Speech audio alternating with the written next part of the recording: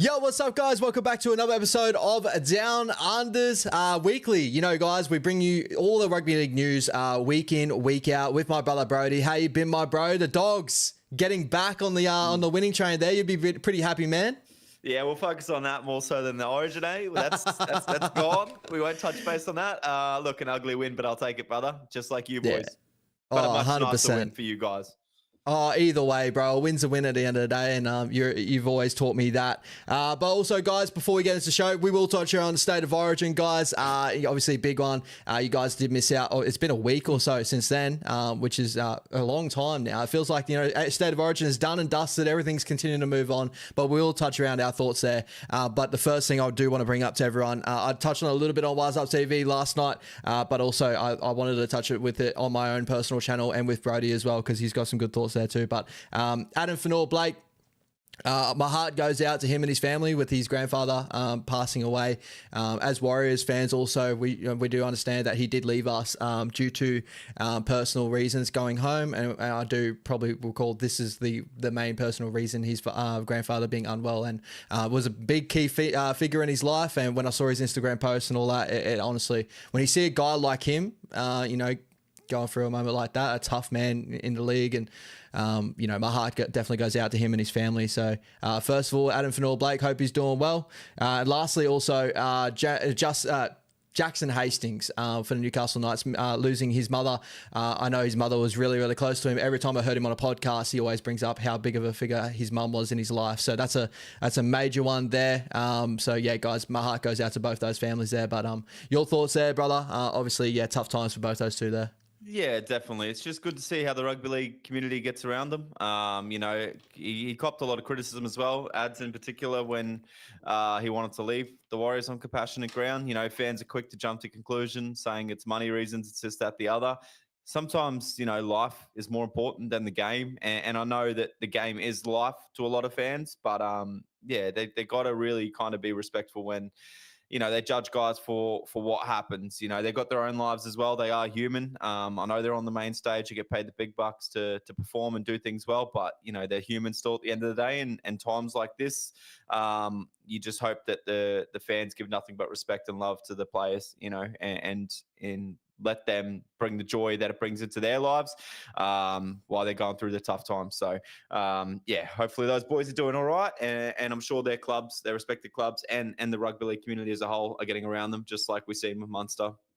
Yeah, 100%. And it kind of is like a moment where we step back and we just understand that this game that we love is just a game at the end of the day. And these are human beings out there that just want to work as a job like we all do, 9 to 5, to put money on the table for their families. So it's a major key one there. And Levon put it perfectly the other night. As Warriors fans, we were very hurt when he ended up leaving. And obviously we didn't fully know the extent. A lot of people, joke about when people go for, mental reasons and for looking after their family and stuff, especially with the Warriors. We've dealt with it a little bit within this period after COVID.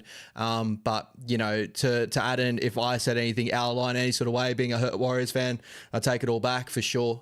You're incredible. He's always been an incredible player for us, and I think I've always kind of pointed on that. But just want to honestly, when we talk about these things, and we will talk about more other news going on around the league and that, it's no personal attack on these people or these as human beings. It's honestly just coming from an objective level of just saying, whether, these players on a football field. So, but yeah, as I said before, when you see moments like this, you kind of take a step back and you just understand these guys are human at the end of the day, and they go through the same struggles as all of us, and they're no different in any sort of way. They're no better, they're no worse. They're right there beside us. So we all should, in hand, be beside them in moments like this, right? 100%, brother. All right, my bro. Well, with that being said, we may as well go over to the major emotion mid-year every year. The State of Origin always produces just these crazy storylines. Brother, 24-12, the Queensland Maroons get it done in Sydney in a series that, again, it just seems like, when you start off the series, the Blues look absolutely incredible. The dominance that they showed from the last series, Blues fans, it was all circulated that this was going to be a major dominant sort of victory that was going to go the way of the Blues, whether it was going to be a clean sweep or a 2-1 victory, more so than not. Even as a Maroon fan, bro, I was like, when I said that I had slight confidence that we can maybe get something done, that's like slight confidence at the end of the day. That Blues team they've run out there is incredible. But to go down the way they did in that fashion, your thoughts on the game, bro, and maybe give you some key areas that you're thinking about, as in maybe for the future for the Blues, if there's any changes in that, or maybe put to bed a lot of what people are talking about with changes to this Blue squad as well. We've seen changes before. We've seen this before. We've been down this route before. It's not any personal player that you really put into that jersey. It's something in the background. You know, it's the effort. It's the whole selection process. It's the drama that is always around the New South Wales Blues and selecting. Agreed. And it just shows how much pressure there is when it comes out onto the field, when you got a dog team like Queensland that come in and just do nothing but effort, and they will work you out of the game. That's all that I really seen happen. Queensland didn't do anything special. They didn't force their hand. I think it was the 67th minute that they had their first error. Yeah. Other than that, they didn't deviate from their game plan once, in my opinion, throughout that whole game. And it's not a matter of New South Wales being bad. It's just that Queensland were absolutely perfect. And it just frustrates a team like New South Wales that, you know, they would read the paper. They would know that they're the better team on paper. They would know that they're the better team more talent-wise. And they've got all this pressure on them. And especially because, you know, if they don't play well, they get dropped. That's just how New South Wales is. And it just comes to, you know, the point. And the point is they can't get it across the line and they start to get frustrated, and Queensland just roll over the top of us. I think, like, you know, when we touched about Origin too, I think we can look at the, how would you put it? We can look at it clinically and just say, like, you know, a team on paper like the Blues and where they're going to dominate a side like the Maroons and that, but not also taking apart the mental battle that is actually happening in Origin. As you kind of touch on the Blues side of things, there's a lot of pressure. The media, the Blues media just seems to be real cutthroat in this area when it comes to State of Origin. Obviously, Queensland media can do the same things. Like, we saw them put up Spencer Leniu on the back page and call him an absolute grub as well, which didn't really get touched on too much with the Billy Slater stuff. But, you know, we've seen Maroons media do that, but that's sort of like attacking that side. But when you go from the Blues side of things, because it's so mainstream, right, they attack themselves, they attack everything, you know, an NRL 360. But then you obviously got, like, you know, Phil Gill coming out and saying, like, there's no way ever that the Maroons are going to come back from this series and all that sort of stuff. And it just fuels the fire every year. And again, it kind of goes back to, like, what was Origin built off of? And what has Origin always been built off of is, as a Queensland Maroon, well, as a Queenslander, just growing up and hearing, you know, back in the day, it's built off of the early years where New South Wales Rugby League was the premier competition back in the day, and they created State of Origin within that. And within those periods, they took a lot of the Queensland players and played them against the Queenslanders to beat the Queenslanders convincingly before the 80s, before we actually started taking stats and stuff like that. So then Arthur Beetson did the big move when the Queen, you know, everything came together as the ARL, and that's when everything started clicking the gear of, like, the Queensland Maroons, you know, having this mentality of, like, well, you took all those years away from us, we're going to beat you back with the side that, you know, we know we could do it. So this has been happening for years on end, where, you know, the Blues have, you know, they're clinical, like they're such a side that puts out some of the best teams names on paper, but the Maroons just got this added little, like, advantage in the factor of how hard they want to work due to the history of the game. And, like, it's getting to a point when we had that big 8 straight, where there's even those questions of, like, you know, what part of history do the Blues turn to kind of feed off of to be like, you know, this is where it is. I would say it would be the 8 straight to say we want to bounce back and trying to find a way to do that. But I think they're struggling to click that and really put that into gear comparatively to what the Maroons have.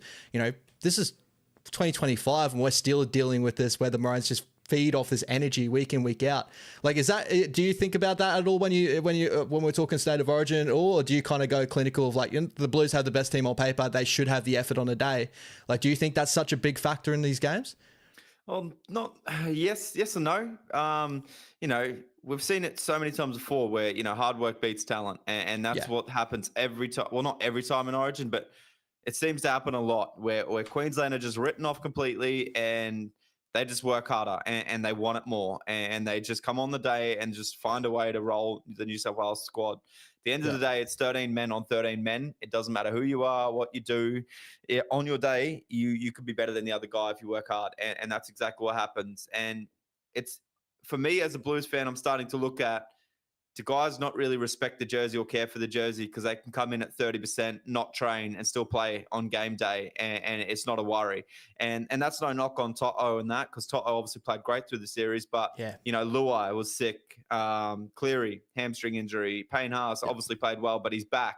And is it is it demoralizing to the other guys that, you know, are there trying to get a jersey, hoping they get picked, training hard in camp because they got selected for camp, and then, you know, come game day, someone's playing game day, even though they haven't put in the hard yards at the training sessions, you know, and they just roll up to game day without any training under their belt with the squad and get a game. Or, you know, there is an injury like, you know, we've seen with Mitch Moses and, oh, don't worry about Burton, who's 18th man. We're just going to bring in Luai from out of the camp completely to play that spot.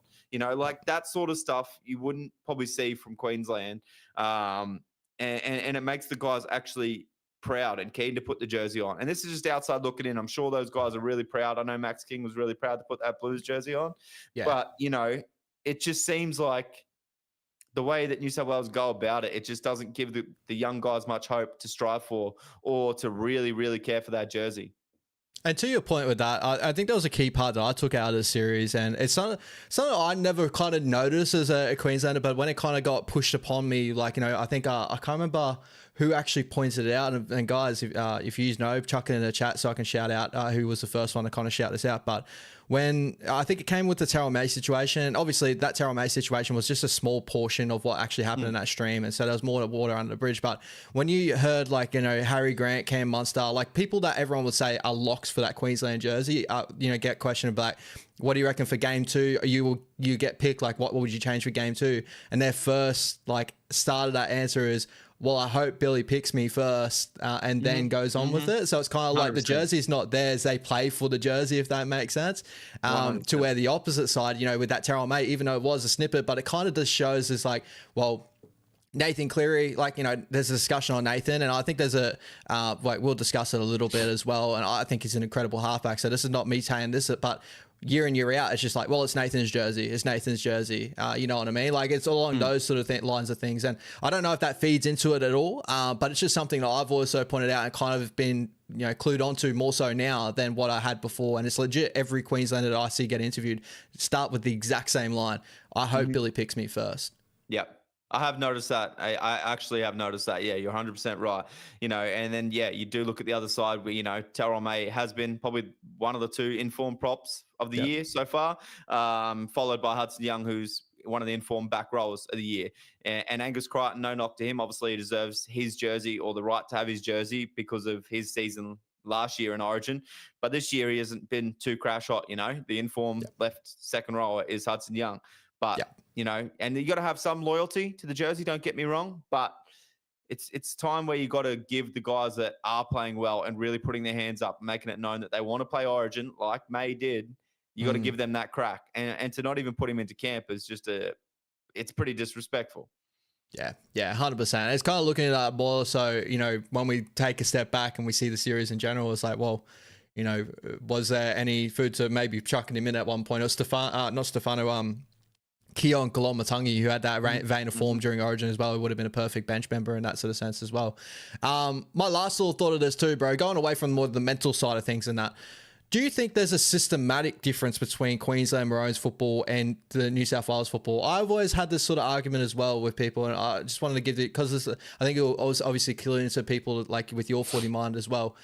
Whenever I see the Maroons play footy, like especially State of Origin footy, the players that we brought through the grade, you know, Cam Munsters, Alfie Langers back in the day, you know, very off the cuff, very like feel it. Like Sam Walker is another prototype for this. Tommy Dearden's another prototype for this. Kind of play what you see, but play with effort.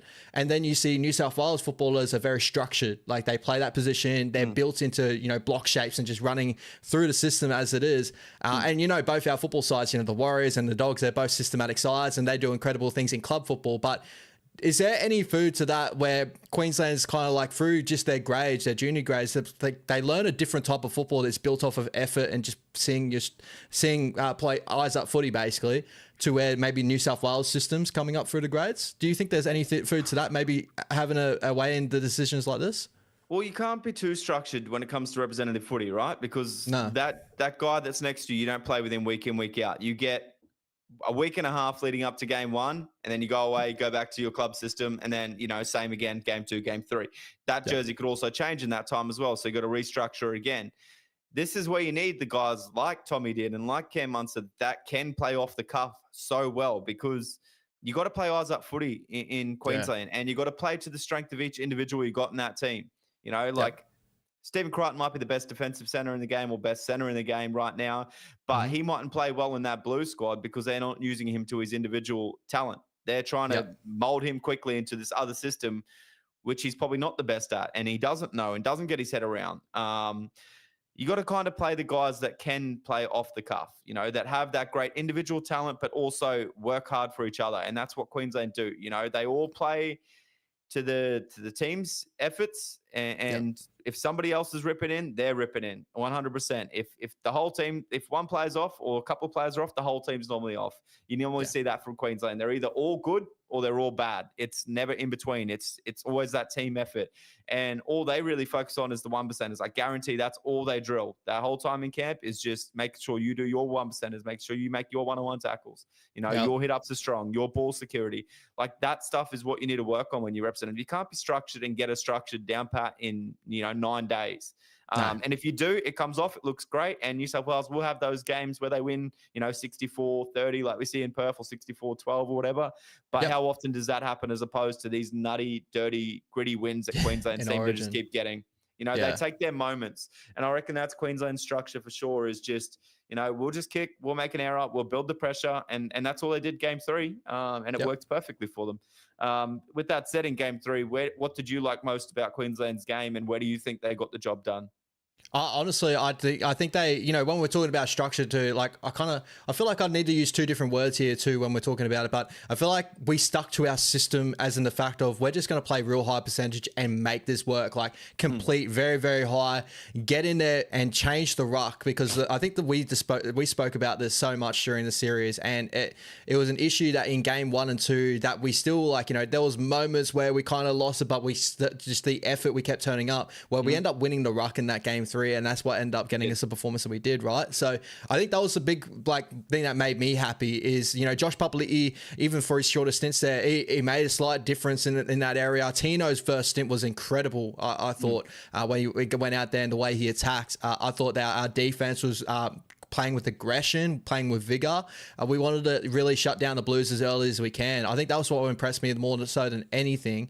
Again, like when we go back to our tries, like, the Tom Dearden try came off of pretty much a bounce of the ball moment, which, the Blues had in State of Origin last year with the Jerome Luai, with the offload of Connor Watson, where Jerome Luai picked it up and went.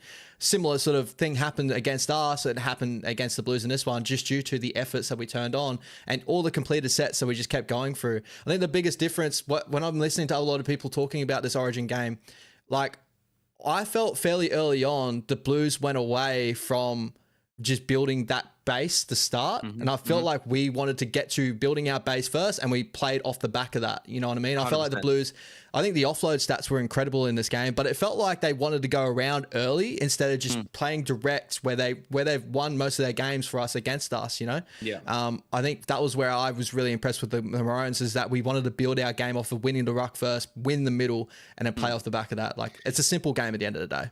It's funny you say that, because in game 3, there was a notable difference for Harry Grant's running game as well. And that's because New South Wales did not attack the ruck half as much as they should have with ball in hand, putting Harry Grant to 30, 40 tackles at halftime. And that's the difference, I think, because he was tearing us apart out of dummy half because he was just fresh. And again, that's a sign of not wanting to do the hard yards and win through the middle. That's, we'll just go around. We got the talent. And that's probably a fault of them reading the media too much as well, where all the media blasted, we've got the better centers.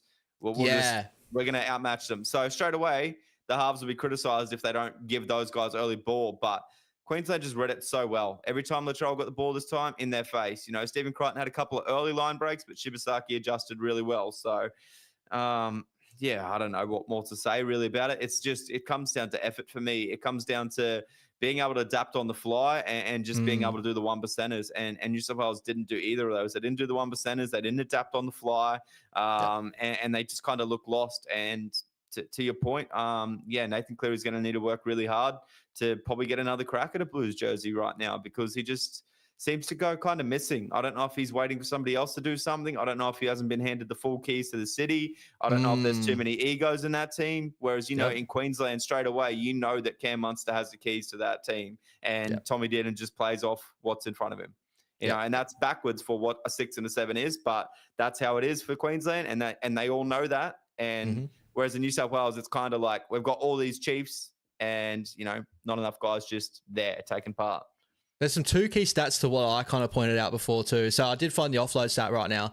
There was 20 offloads to 5 offloads for the Queensland. So 20 offloads from New South Wales. So it came to a point where they were finding that maybe a lot of it did come when they were chasing the game as well. They were starting to force the offload. They really wanted to find it happen. But I noticed it early on in the game when they started to get in their second phase. And I felt like maybe it hurt them a little bit more when they attacked for their centers and they found early success. Like Critter looked like he had a lot of early success in that game against Shibasaki. And I thought that maybe they went away from just playing direct through pain and that will come in time. Like hit him where it hurts when you're playing more at the back foot. The other key stat just here, and shout out to NRL.com for having this stat.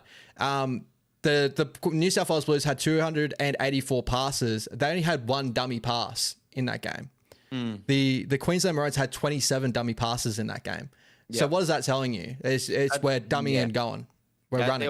And that tells you that there's effort push plays there from your outside men to dummy to, whereas New South Wales is just sending one up. Nobody's going with them to actually give an option. Yeah, exactly right. So I think there was those key areas that I think that when we look back to what made New South Wales so dangerous in game 1, and that was they just rolled through the middle.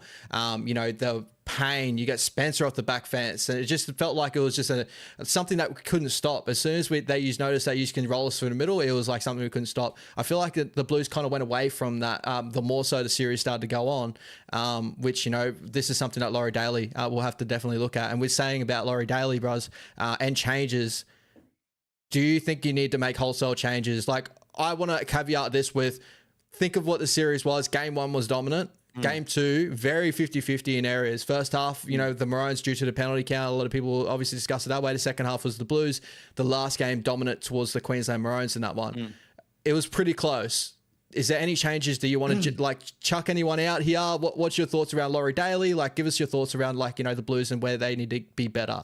It's honestly not going to matter in the coaching staff. It really isn't. You know, you might need somebody that's better at motivating, but you got Craig Bellamy as the assistant coach. There's no reason that the Blues should have came out as flat as they did for that start of game 3. And it's as simple as that. Yeah, exactly. So no, like Laurie Daly in that, is there a worry in that area? Like we discuss bench rotation, stuff like that.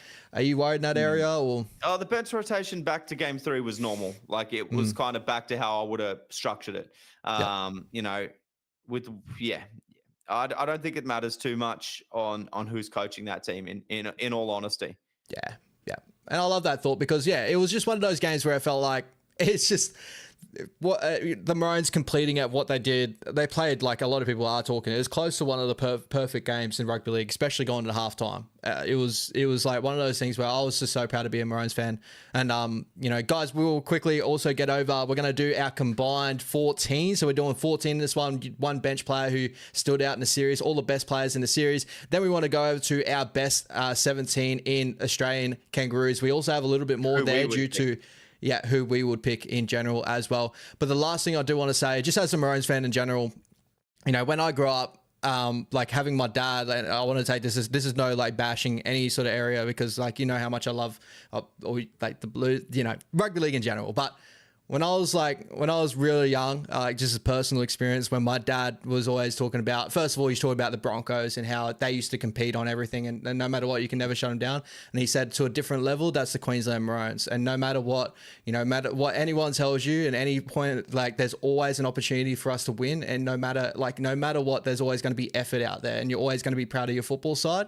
And like, I just want to shout out to the Queensland Maroons for year in, year out, just continuing to hold on to that. But because like as a young Queensland kid, like when you grow up, it's definitely something to aspire to. It's an incredible team that we have out there.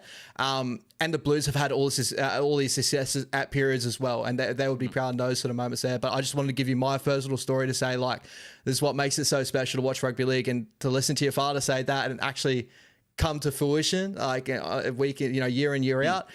That's why I'll never usually, like, I'll always give respect to the Blues and say, hey, they're an incredible team, but I'll never look at my side and go, hey, like, I don't think we're completely out of anything. I think no matter what, when the Maroons turn up on their day, they can take it with any sort of side in this competition. 100%, brother. You're 100% right there. All right, we're saying that. Let's build the perfect side that's going to dominate every State of Origin series of all time. No, all right. It's only for this series in general. All right. Combined 13, actually combined 14. Brother, who is your fullback of the series? Yeah, I couldn't go past Dylan Edwards. I know it was a losing squad, and that's more so probably the fact that Queensland changed their fullback around a fair bit. But even with that said, I think Dylan Edwards was a killer nonetheless. You know, not really an error in him. I think he had one error across the 3 games. Other than that, he probably ran for like a fuckload of meters as he normally does. So. Yeah, I'm right there with you, bro. Like, you know, I don't have the stats up there with me, but overall, I'm sure he would have ran for over 200 meters probably in each and every game. And especially in that last game, I thought that his effort, no matter what, is the biggest thing to commend him for, because he's just one of those players that plays with a ton of effort. Exactly right, brother. Exactly right. All right, give us your 2 wingers for the Origin series. Well, Brian Toto is 100% a lock. Oh, lock. The other one, brother, was like really tough. I don't know how we pick on where they played most of the series, but I'm going to go with Valentine Holmes. I think he was really good in his back end work. You know, his goal kicking was absolutely perfect, and that's probably going to swing a fair bit of my thought process here. I know he had a couple of bad moments defensively, especially in that first game, but you know, nonetheless, still a very solid performance, I believe. Yeah, I don't know. I went with Zach Lomax as my other one. Yeah. I thought that he was dominant in a lot of moments. I thought that last game definitely wasn't his best game out there. And I know his goal kicking definitely would have been something to touch on, especially in game 2, you know, with Cleary and everything that happened in those sort of games, especially in game 1 too, when Cleary had the goal kicking and changed over to Zach Lomax. But I think in all other areas of, like, again, when we're talking about like a players with a ton of effort, I love your Valentine Holmes shout, because I thought he was incredible in that last game. But I think as a collective, I think Zach Lomax is someone I was always watching out for. When he's had the opportunities to put the bombs up in the corner, him to chase, he was chasing with his heart. So I just want to commend him with that. But I love your shout with Valentine Holmes as well. Deadly goal kicker, bro. Yeah, like that's probably what really did swing it for me is took the game and just made it his own in that regard. You know, he was the difference in that game too alone. So.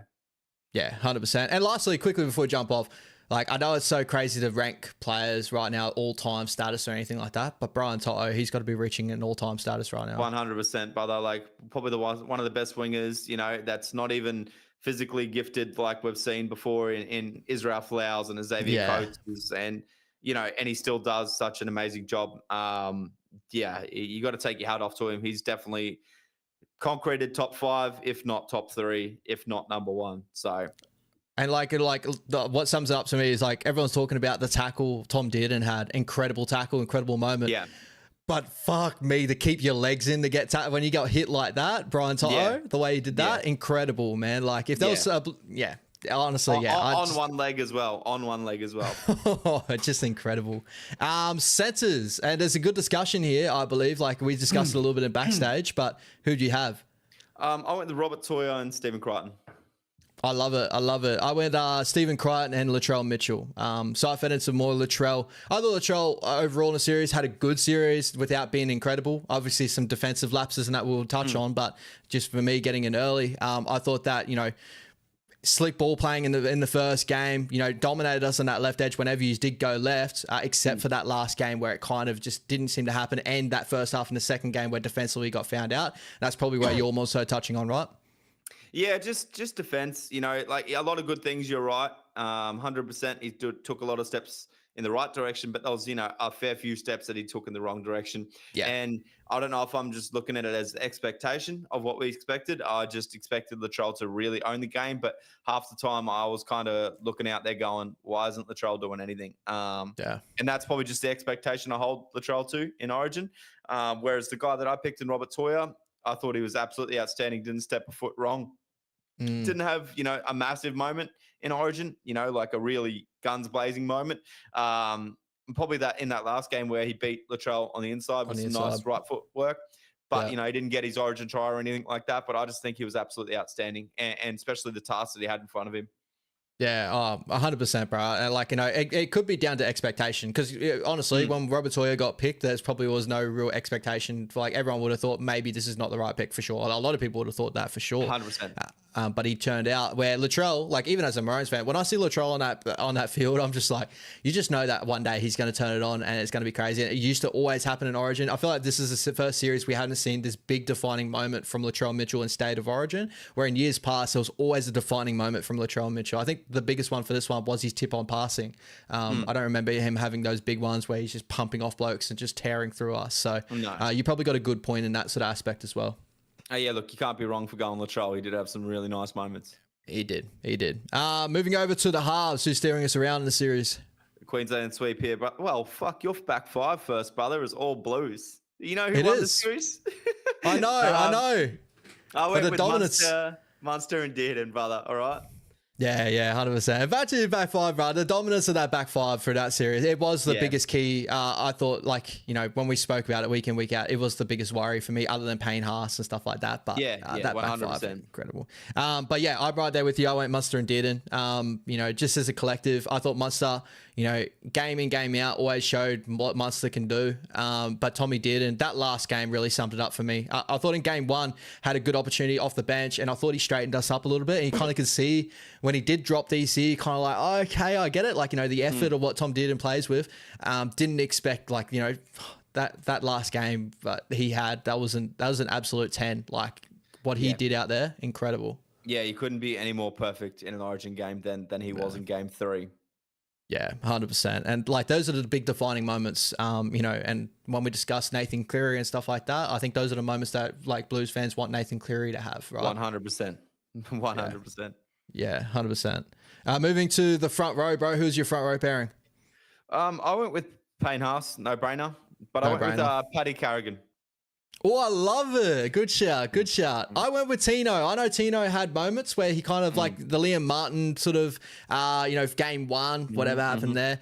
But I thought there was a lot of good moments from Tino in this one. That first half and the last game there, I thought he absolutely brained it as well. But Paddy Carrigan, just a consistent member of our side too, right? Yeah, he was really good game one. You know, absolutely outstanding. And then, you know, he'd tape it off a little bit in the bench roles, but you know, he come on, did his job. You never seen an error, never seen a penalty out of Paddy. Whereas I didn't go with Tino just because there was a fair few errors and there was a couple of penalties that you know he gave away, and that kind of steered me away. And I just thought Paddy was just that quiet achiever and didn't get the recognition he deserved. Not saying that Tino wasn't outstanding. I probably would have went with him, but I couldn't go past Paddy. What I would caveat this with too, I think this series, I still think there's a level to Tino to hit. I think like Tino was incredible in this series, but I've seen Tino in Origin hit a different level. And this series, maybe due to his sternum issue, whatever happened there, but like incredible effort. That last game was like, I thought he was incredible for that first stint, but I still kind of thought that he would take it to Payne and have that little extra gear in him. I think there's another gear in him. I agree, brother. I really do. And I would really love to see him in a different system at Clubland, because I think that would bring out a whole new beast in Tino again. 100%, bro. 100%. We're saying that there was a photo that just popped up. It looked like Tino in a Doggies jersey. I was like we discussed the other night. Shout out to Lockie if he's in the chat. I would love that. It'd be incredible. Moving to edge back rollers of the series, bro. I think this one like could go many different ways, I believe. But yeah, who'd you go? I went with Kurt Catewell and Ruben Cotter. Oh, same. Yeah, I went with those two exactly the same. I thought that Kurt Catewell was a big turning point in the series, I believe. He's probably going to go an underrated talking point of the series, I believe. He already has, bro. Nobody's mentioned the impact that Catewell has had in game 2 and game 3 at all. And, you know, he didn't do anything amazing attack-wise. Well, other than that try, you know, that led to him scoring the try actually in game 2.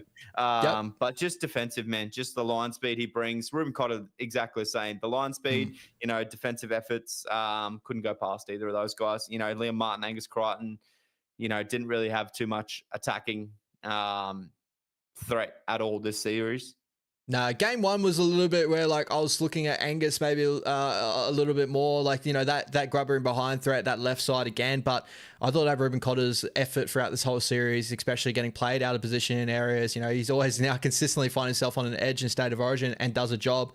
Curdy Catewell, bro, I think this year, it was discussed in the Warriors. There was an interview going around that he had an injury last year, and that was the reason why he never hit the level that what everyone was expecting. He's come back this year. I've never seen like Kurt Catewell hit like blokes, the way he's hitting blokes right now. And one thing that irks me, everyone brings up missed tackle stats and puts that to a defensive player. That is the worst stat to go by if you're going to try. Like, I understand in areas, yeah, one-on-one misses and stuff like that. But when you got a guy like him that shoots out a line, cuts boys back inside the ruck, or, you know, his kick chase is where he usually misses most of his tackles because he rushes up so quickly. He gets the first contact, stops that defender, and they break out of it. So that's where his missed tackles come from. It doesn't mean he's a bad defender. It doesn't. No, that's exactly right. And the same thing with Reed Marnie, brother. Yeah, Quickly, exactly. Great question from Robert M there, brother. I think not. I think if he does, it'll only be for a decider again. But hey, if he's playing good footy like he has been this year, why not? Yeah, 100%. Like, I would love to see Josh PAPALI'I back again if he's fit and ready to go. Like, this year, he's looked fit. He's looked incredible after a preseason with the Raiders, and the Raiders have been doing as good as what they have been. But I think that would probably call him for his years, again, unless it's like a blue moon to where we actually need him and put the back signal up in the sky again. And why not? Hey, you see the respect that all the players had for him. You've seen Tino, and that's why he went to a whole new level in Game 3 as well. Just the respect he has for Papa. Exactly. So I'm right there with him. Shout out to you, Robert, for commenting in the chat. Guys, also, yeah, it is a live show. Make sure you jump into the chat. We will do our Supercoach portion later on in the show, so keep your Supercoach questions also for then as well. 13 of the series, bro. Trent Liero, brother. You went Trent. I went with Trent Liero. I think he was really good Game 2, Game 3. Just didn't miss a tackle. Just really took it personally that, you know, he copped a lot of criticism after Game 1. But Billy's starting him Game 2, Game 3. And just the amount of work he got through in the early parts of those games, I couldn't go past him. I really couldn't. Isaiah was really good Game 1, but then just not much more came from his ability with the ball. But Liero, man, like, I'll eat my words. Like, he ended up having that Queensland spirit, and starting Game 2, Game 3 was really a blessing for him. Yeah, maybe I gave too much respect to Isaiah's game, but I went Isaiah. I thought that Game 1 was really good. It showed his blueprint in Origin. Yeah. And like, I think even in the down moments, he still had he's doesn't miss a tackle, gets through his work. But I think at times he does go sideways. It's whether they just fall into the system that they usually do that kind of takes away from his game. He's one of the most damaging, he's always an unassuming player when he runs first, eh? Like, he always seems to poke his nose through. And that's what was so dangerous in Game 1. He went away from that completely Game 2, Game 3. I don't know if the game plan was just solely get the ball to the edge, But I think it took away from his really good performance in Game 1. And we didn't really see much of him Game 2 because he had that unusual break 25 minutes into Game 2, sorry. But yeah, brother, I couldn't go past Liero. Like, I don't know, again, if it's an expectation thing, but I think he did his job better on game day. Yeah, no, I love it, bro. I love it. And lastly, who was our biggest impact off the bench in this series? Well, hooker of the year is quickly Harry Grant. Oh, did we miss Harry Grant? I'm so sorry. We always miss the hooker. but definitely Reece Robson had an incredible shout. You know, he played really big minutes, got through his work outstandingly, but there's just a couple moments there where Harry got the better of Robson there, especially the try that he scored on him. Yeah, I thought that, Game 2 and 3, Harry Grant was out and out. Like, he showed, you know, especially in the moments that he's the best hooker in the game. Game 1, and even the whole series, I thought Reece Robson was a consistent good player for the Blues this whole series. So it's not even taken away in that aspect. But Game 1 for Harry Grant was it was definitely a downer, but 2 and 3 kind of made up for it, I believe. And that's what won him this one. Because I thought Reece Robson has been consistent for the series, and he needs to be discussed a little bit as well. Definitely. You know, I wouldn't be against the guy saying there. Yep. All right. Who's the impact man for the series off the bench?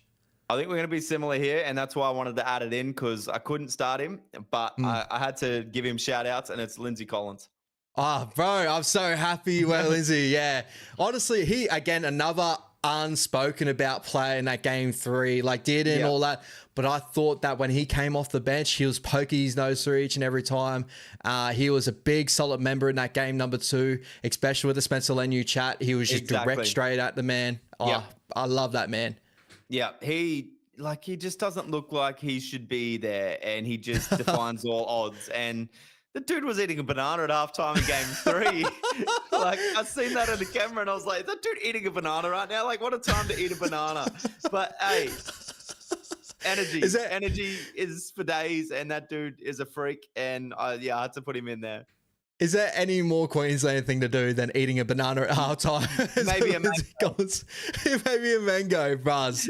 Honestly, when you put that in the chat, I was like nearly in tears. I'm like, that was the craziest thing for you to point out in that moment. It's like, how the fuck Lindsay Collins eating their banana at halftime? It's like, there going, what are these motherfuckers doing at halftime that the Blues aren't? Oh, yep, they're eating fucking bananas. Yeah, get the Blues bananas and they're going to take out a series 3-0. Fucking oath. Oh, what an incredible player. And I'm sure we'll touch on him a little bit too. Now moving over. So with the Origin series done and dusted, obviously it moves over to internationals later on this year. Picking Straight from away, the State of Origin series. Talking part is who will now get Australia jerseys. Exactly. And we want to preface this too, guys.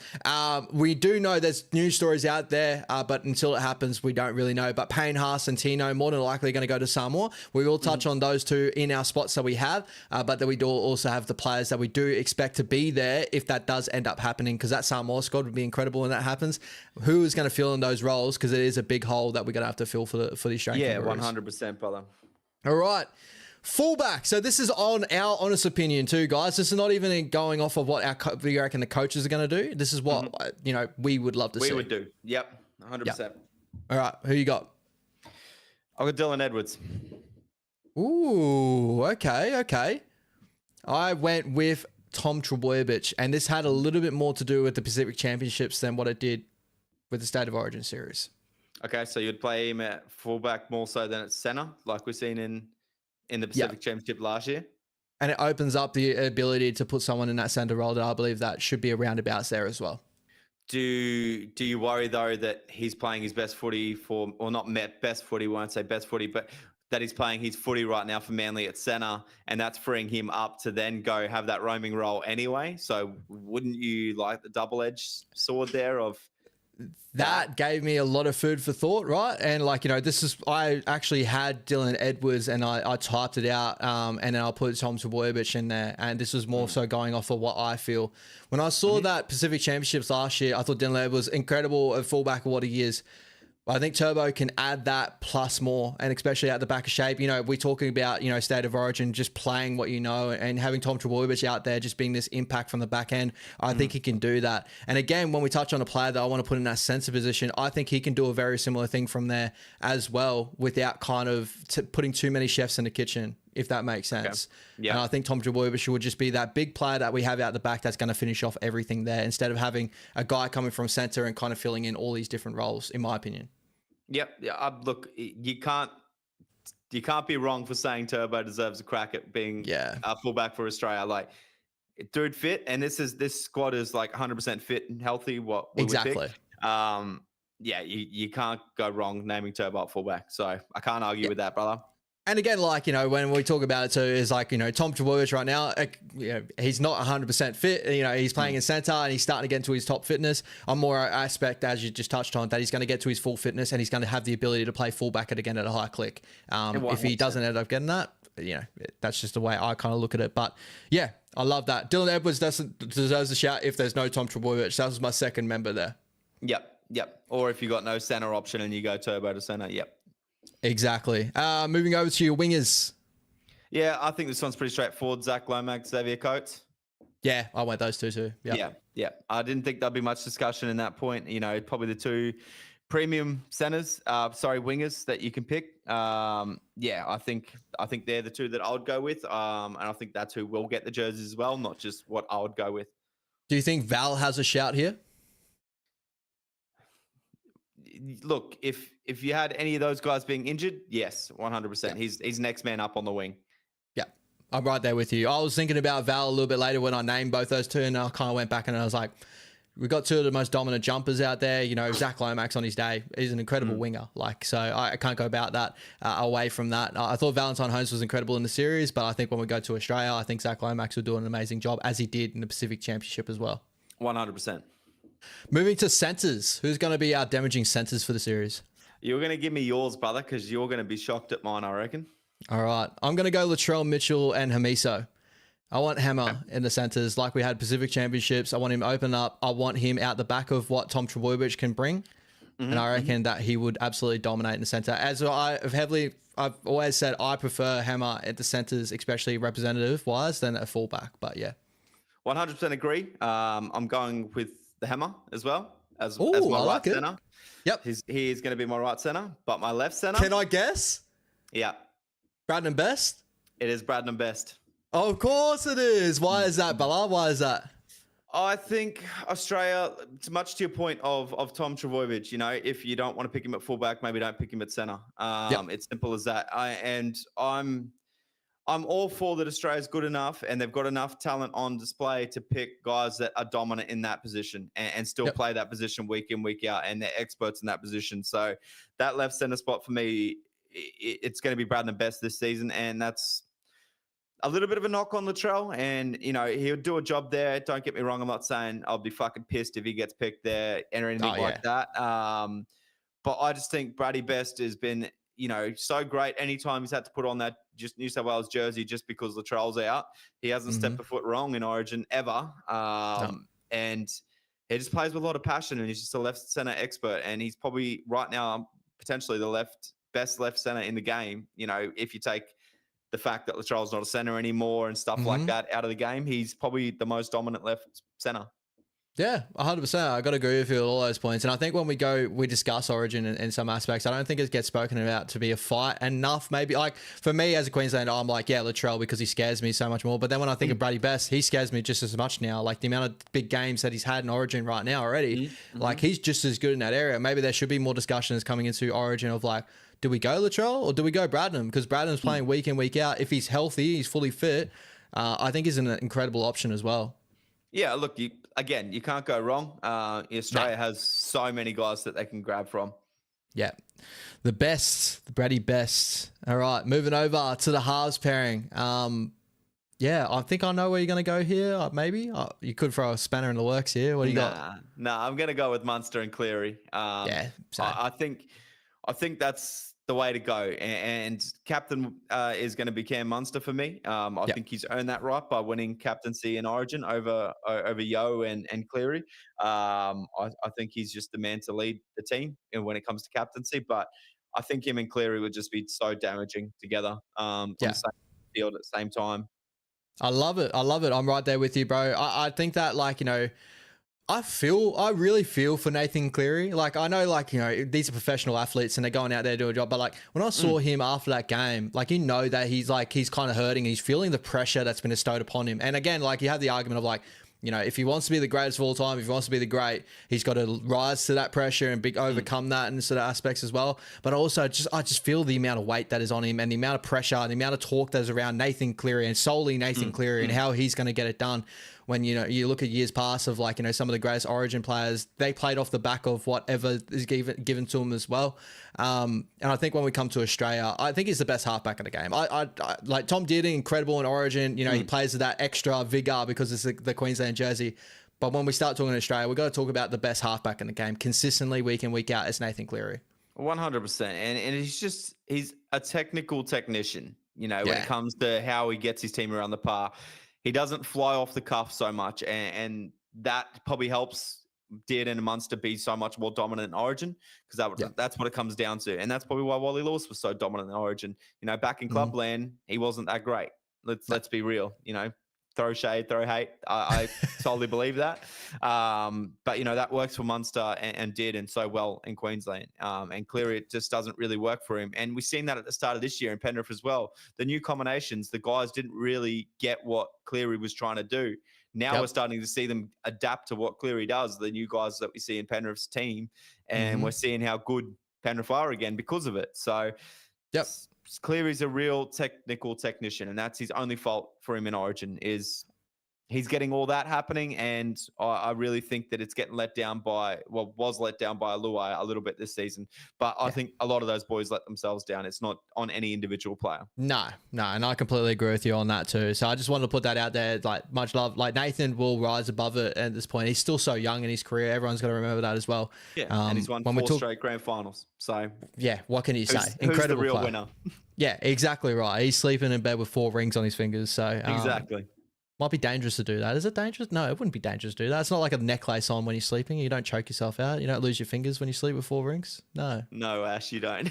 I got a ring on my finger. I should probably know that. But anyway, continuing on. Moving to the front row, boy. The front row. Who's going to get us around?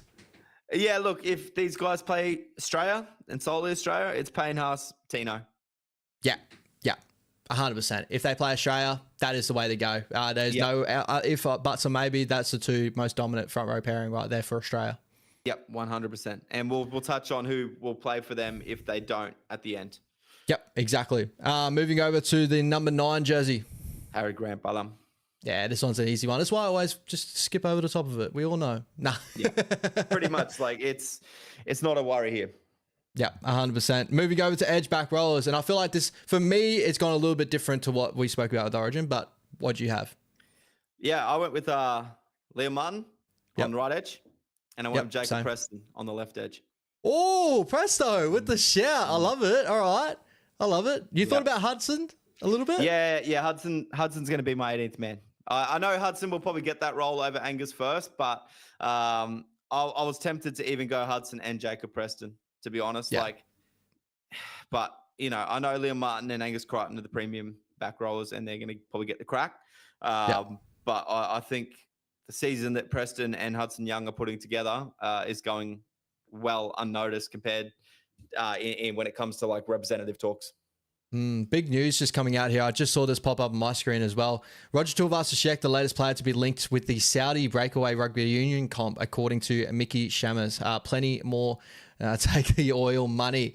So this is breaking news that is getting discussed at the moment. We will discuss that a little bit later. Or may as well, yeah. Hopefully there's more to come here.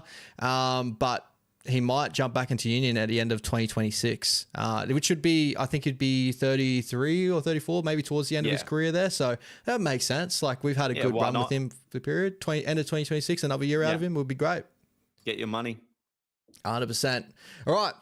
Where were we at? I had Liam Martin as well. I think he deserves to be there. And I went with Hudson Young. Yep. Okay. I like that shout. I reckon he was around, he was Pacific Championships last year. He was around the squad. I think he was the next man up. Incredible year that he's had in Clubland. I think Angus Crichton, at the moment, just like until we see a massive uptick in his form towards the run in home, I think Hudson deserves his spot. I completely agree, brother. I think Angus has definitely been low in his performances this year. And his spot for, in particular, that Australian jersey, I think will be up for grabs. And I think it will be Jacob Preston, Hudson Young that are running for that. As I said, I think he just really kind of got that Blues jersey this year on the back of what he did last year, and rightly so. But I think it's going to be a different story come Australia. And shout out to Hudson Young. Like, he's changed my thoughts over Hudson Young. 100%. I don't know whether I hold on to different things with Huddo, but I think that he's been incredible and he's matured so much as a player. Like, I think there was a little bit more food for thought with my discussions over Hudson Young earlier on in his career, but now he's kind of put that to bed and he's matured so much as a player. Exactly right. You can't knock the guy these days with his effort. Nah, no way. All right, 13. Isaiah, brother. Yeah, I went with Isaiah as well. If we had a full strength side like this and we saw the Maroons use Paddy Carrigan off the bench, like we could use that as a really good, interchange in that. We'll discuss Paddy a little bit later, but Isaiah probably the start for the Australian Kangaroos. He had an incredible Pacific Championship last year. Yeah, can't go past Isaiah. Still the premium lock in the NRL comp right now. Moving to the 14, who's going to be our bench utility or even front row? Who knows? What do you got? Tommy Dearden, brother. Yeah, I went there too. He have to be there. He has to be. Yeah. I don't think, you knock Nathan off yet for that halves jersey. Look, I wouldn't be against it. He did last year because of Cleary's injuries anyway. But I think, Dearden will make a really good 14. And, when you play in Australia anyway, there's times where, he'll probably start and Cleary will be on the bench or vice versa. So, I think Dearden offers a lot in 14 as well. Exactly, bro. I'm right there with you. Moving to our rest of the bench, bro. Fill out your rest of your bench. Yeah, Cotter, Lindsay Collins, Paddy Carrigan. Yeah, I'm right there with you. That's exactly my duos there too. Lindsay Collins has produced so much, in the Origin series and for Australia as well. And Paddy, we all know, and Ruben Cotter's got to be there for his effort plays. Do you want to touch on, all right, we'll touch on who's going to fill in for Payne Haas and Tino? Yeah, if Payne Haas and Tino go out, I'm starting Paddy and I'm starting Cotter up front. So Okay. they're my two that will cover. And then I'll bring a Hudson Young onto the bench, and then potentially bring in like a Trent Liero or a Max King. Yep, I love that because of the aspect there.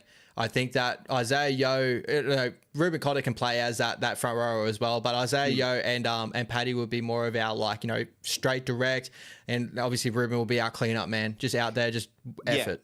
Yeah, exactly right. Exactly. I love that. I actually thinking about that more. It's gone away from my first thought. My first thought, I was going to go Lindsay and Paddy to start up front. Yeah. But I kind of like your food for thought in that sort of aspect to just picking your brain a little bit. I just love Lindsay off the bench with his X factor. Yeah, and that's a weird thing to say that Lindsay Collins is an X factor, but he has that about him. And who would you bring in on the bench? So I'm looking at Lindsay Smith. Did I discuss Lindsay Smith before in the finish? No, you didn't. I think Lindsay Smith should be around abouts. He was there last year in Pacific Championship. I think we go with him again. The other names I want to look at, so I'll go Lindsay Smith and I'll go Corey Horsburgh. Yep. I want Big Red there. And the last man, I think Kurt Capewell should be looked around in the squad. Yep, I like it, bro. Yep. I think we'll see a lot of these guys in camp anyway. Yeah. And is that the guys you went with as well? Like I said, I would go with a Trent Liero, a Max King. That's right. Similar, very similar, but just the other side of the coin. But I think all those guys will be in that 25, 26, 27 man squad anyway. Take your pick. As a Warriors man, I want to hear this too. How big of a loss do you think Mitch Barnett kind of was as well? Massive, absolutely massive. I think he starts the Blues off on a momentum straight away, and we've seen that last year, and we've seen that in game 1 this year, and that lacked straight away. Game 2, game 3, the ruck speed changed for the Blues, and he's part of it. In Queensland started to find some quick play the balls and get on their front, and I think Mitch Barnett was a big part of that. I reckon I could have a massive strong argument that he is the most improved player we've seen in the last 5 years or so. Yeah, I agree. And now we're starting to see an Aaron Clark do the exact same thing. Which is so great to see. But I just want to put it out there because I think Mitch Barnett should be spoken about a little bit more too when we come out of these. And he impacts Australia. Like if we had Mitch Barnett there, I'd feel like, we got all these incredible players. But if Mitch Barnett was healthy and ready to go, would he be starting with Paddy Carrigan for you? Yeah, 100%. Yeah. And that's what we kind of hold him. If Haas and that are out, yes. Yeah, 100%. All right, that's a big one there. Anything more we were going to touch on with the Australian squad, or are we going to leave it at that? We're going to leave it at that, brother. That's mine and Ash's who we would pick for Australia for 2025. I love it. A lot of good smoky shouts in there, but a lot of very similarities. And it's good to see we're both on the same wavelength in areas, and then also the areas you're throwing up some mad smokies. Jacob Preston's a great one. I love that. Yeah, I think he'll really, really be considered for Blues next year if we see the same sort of form from Liam Martin and Angus Crichton going in. Yeah, 100%. All right, moving over to the weekend. That was so. First of all, I want to touch on the news that's going around in the week right now. Adam O'Brien, currently with the Newcastle Knights, looking at being pushed out. I've just seen another news story coming out about half an hour ago or so, maybe a little bit more now. We've gone live. That they will be trying to keep him towards the end of the season and reevaluate again. Your thoughts on this move with the Newcastle Knights and Adam O'Brien? Is this waiting just to happen and they're just trying to figure it out? Get him gone? Yeah. I don't know who their assistant coach is or what it is or what needs to be done, but look, get him gone. It's pretty straightforward for me. He's been struggling for years and it's just kind of been masked over by creeping into the 8 still somehow. It's not a match there at Newcastle, and the merry-go-round of selections just isn't what you want in a team. It just disrupts the flow, and it's time for him to go. He's a coach that baffles me because the Knights are playing great defensive footy, but they can't get any consistency in areas, especially in their attack, because he keeps fucking with their halves. Yeah. Well, maybe he should go to the Titans. They need defense. Yeah, maybe. And maybe he can learn from the experiences too of what he's been doing for this last, maybe it's not just him, maybe there's other things and factors in place, 100%. But man, I said the same thing on Wise Up TV last night. It's sure, he's getting him into the 8 and out of all the years that he's been there, I think his best year was 2023 where he found a formula and then he flipped on that formula straight away as soon as he signed Jack Cogger and then put Tyson Gamble as the starting 7. that blows my mind. Like, I don't know. I just think he doesn't like Hastings, and he's let the team suffer because of it. Yeah, 100%. And also on the back of that news, Kalen Ponga are being shopped around to a rugby union, apparently. Do you think, like, obviously it would suck to lose a player of this elk, you know, and obviously with everything going on with the Newcastle Knights, do you think he will end up moving on to rugby union? Yeah, I do. I really do. I'm starting to see it more and more now that Ponga will, just for the simple fact that he has been a very injury-prone player as well. So his playing career is not going to be as long as what we're seeing with others, and he'll start thinking about what he's going to do after, and he's going to need to start thinking about making the money that he can now. And if Union's going to be able to pay him more, then, well, why would you? And there was rumors around Kalen Ponga being moved around and all that for a long period of time. And it always boggles me with the Newcastle Knights. I don't understand it because he's not supposed to be. I think he's locked into a contract till 2027. But by all the rumors, he's going to be leaving it. He's not supposed to be talking to other sides. But I've heard a lot of rumors of him talking to sides and, like, you know, shopping around if there's anything going on there. And now with the union squads coming out, it kind of makes a lot of sense of where he wants to represent and what he's trying to do, especially in New Zealand. He wants to play for the All Blacks, stuff like that. So this is his opportunity to do that. So I'm right there with you. I actually think we're gonna lose Kalen Ponga to rugby union for the World Cup too. Maybe maybe Sonny Bill Williams is his player manager. Yeah, maybe. And again, like, when we talk about this too, is like, it's not even a given that he's going to be an All Black either. Like, we've seen Roger Tuivasa-Sheck only just get to the squad of All Blacks. He never really had a proper role there. He never really took to our union to the level of that. It's like, Kalen's an incredible talent. He may have the opportunity to do that, but, you know, it's not even a given that he's going to be an All Black there either for the World Cup. Yeah, exactly right. But, you know, Kalen, he's an incredible potential, so I wouldn't put it past him that he would be doing anything incredible like that. But, yeah, continue to watch out for. And also, guys, just touching on the news I just saw before, I just closed down the news story, but it is being rumoured around that Roger Tuivasa-Sheck at the end of 2026 will move on to a Saudi, rugby union league for a big amount of money. Not a problem. You know, like you said, if he's 33, 34 at that stage, you know, you guys are developing so much young talent at the moment. It's probably not a bad option to start to free up somebody that's on a bit more cash like Roger and say, look, mate, you've done your part for us and, you know, go get that retirement fund. Yeah, 100%. Yeah, shout out to Roger. He's done an incredible job for us in all our periods. So if he's going to get his money, especially to the age of what he could be, we're talking about, this is Roger at the end of 2026. You know, he's going to go for another year for the Warriors. And who knows, this may change as well. But I'd rather him get whatever, you know, he's worth giving, because he's an incredible player, an incredible athlete, and he deserves, lifetime money, in my opinion. 100%. And then, you know, you'll see him back there around the club anyway. When he retires, I believe, you know, he'll want to work in with the New Zealand Warriors. Yeah, 100%. And also shout out to the chat. I'm not saying Ponga's going to make, that's what I kind of said before. I don't think he will make the All Blacks. That's a tough side to get into. Yeah. But we're talking about an athlete here that, you know, has proven himself in a lot of different levels, like, and especially with the media around, there may be an opportunity he gets into some sort of squad and he's got the ability to do stuff like that. But I did preface it. We did have Roger Tuivasa-Sheck, who was one of the best fullbacks in the game when we left, and he never made to that starting squad of All Blacks. So it's not like me saying he's going to. I hope you didn't take it that way. I'm just saying there's an opportunity there for him, and I'm sure he's going to try his hard out to get there. Oh, 100%. And, you know, on the name alone, he might get more opportunities than other guys with more talent in Union would get, just simply because of his name. So I don't think he will either. You know, I think it'll be another stint where we see the guy go away for 2 years, 3 years, and then come back to league. But hey, time will tell. Maybe he will do whatever it takes to get that dream come true, but it's a tough task for sure.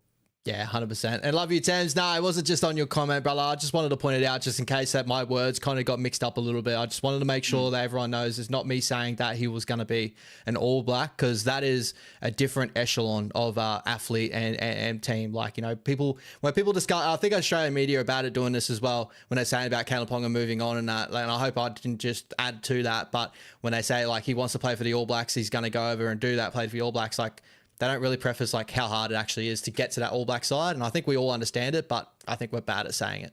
Ash is lying, guys. He said New Zealand All Blacks are shit and anyone could go from league and play for them. He was saying it right before the stream. Yeah, he's going back on it now. He's not the nice guy you guys think he is. He said Aussies all day. He's going to be the fly half. He's going to be the fly half for the All Blacks, bro. He's going to push out, bro. Can you imagine, man? Imagine. But no, that's, you know what I mean? Like, he's an incredible talent. But yeah, again, that's a big jump. That's a big jump. Definitely. All right, brother. Moving over to the weekend that was too. Any games that you mainly wanted to touch on? First of all, for me, my New Zealand Warriors getting back into form here, going over and the West Tigers coming over to us and us beating them handily 34-14. Great performance, I thought. There was obviously a couple of moments we definitely need to fix up on. That Adam Dewey try in the middle of Wade Egan, Jackson Ford in that moment. Yeah, for sure. We can fix up on a lot of that. But as a collective overall game, dominant performance, exactly what we needed. And Tanner Boyd, first step back into that 7 jersey. Your thoughts on his performance? Yeah, just didn't overplay his hand, brother. He was really, really smooth with it and just kind of took up the role of, I'm just going to complete and put my team into the best positions that they can be to win this game. He wasn't solely going, I'm going out there to win the game. He was like, what can I do to put this team in the best positions to win the game? And he did that perfectly. Yeah, I think I touched on Wise Up TV last night. It was a really good, I think James Graham commented it and said, no, it was Bloke in a Bar. He didn't play, or it was one of those two anyway. He didn't play Luke Metcalf football. He played Tanner Boyd football. And I think the Warriors system is so good at allowing these players and getting them to their full potential in those areas too. He's a 7. He's a structured 7. We've played him as a structured 7. We didn't want him to be Luke Metcalf. We wanted him to be Tanner Boyd. Exactly right. That sums it up, brother. And Tane Chupiki was another note where he just the flare and attack, bro, and that little guy's ability to break tackles is incredible. I was discussing this a little bit too, and I want to touch on this with you as well, with your playing career and playing footy and that. What I love about Tane's running style and what Tane does with the footy overall with his runs, he shows the football and it stops defenses. He puts them on their heels. So like he does the whole mesmerizing with the football. You see him when he runs, he has his football out, he's showing it around and it kind of stops the defense and he kind of like uses that to his advantage to slither through tackles. He's one of the key attackers that I kind of noticed that do that to their best advantage. Have you noticed that with Tane watching him over the years and like how as that, it's something that doesn't get discussed a lot, but when you show a football in front of defenses, they kind of get lulled into some sort of, weird world. Well, that's it. Players are just ball watching at the end of the day. And if you give a defender more to watch, it's as simple as that. You're going to have more ability to break that tackle or confuse that guy.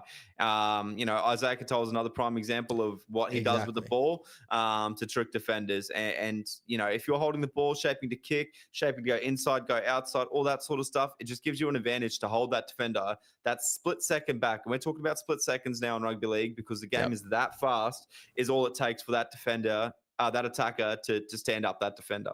Exactly. And like what Brodie used to be really good at when he was playing footy too, what I noticed is whenever he caught the ball off the ruck, very similar to Isaiah Katoa, he caught the ball was always here to start with. So that inside defender was always watching whether he can go back on the inside. And then he used to shape, and Brodie used to have a really mean dummy on the end of it too. So he'd stop his inside defender from coming in, kind of look out, dummy for the biggest dummy, and he's through. Like it's gone. Like when you show the ball in front of defenders, it stops them in the tracks because they don't know which way it's going to go. Like Isaiah Katoa is the prime example at the moment. 100%. He's a guy that's adapted that so well right now to use the ball as a threat.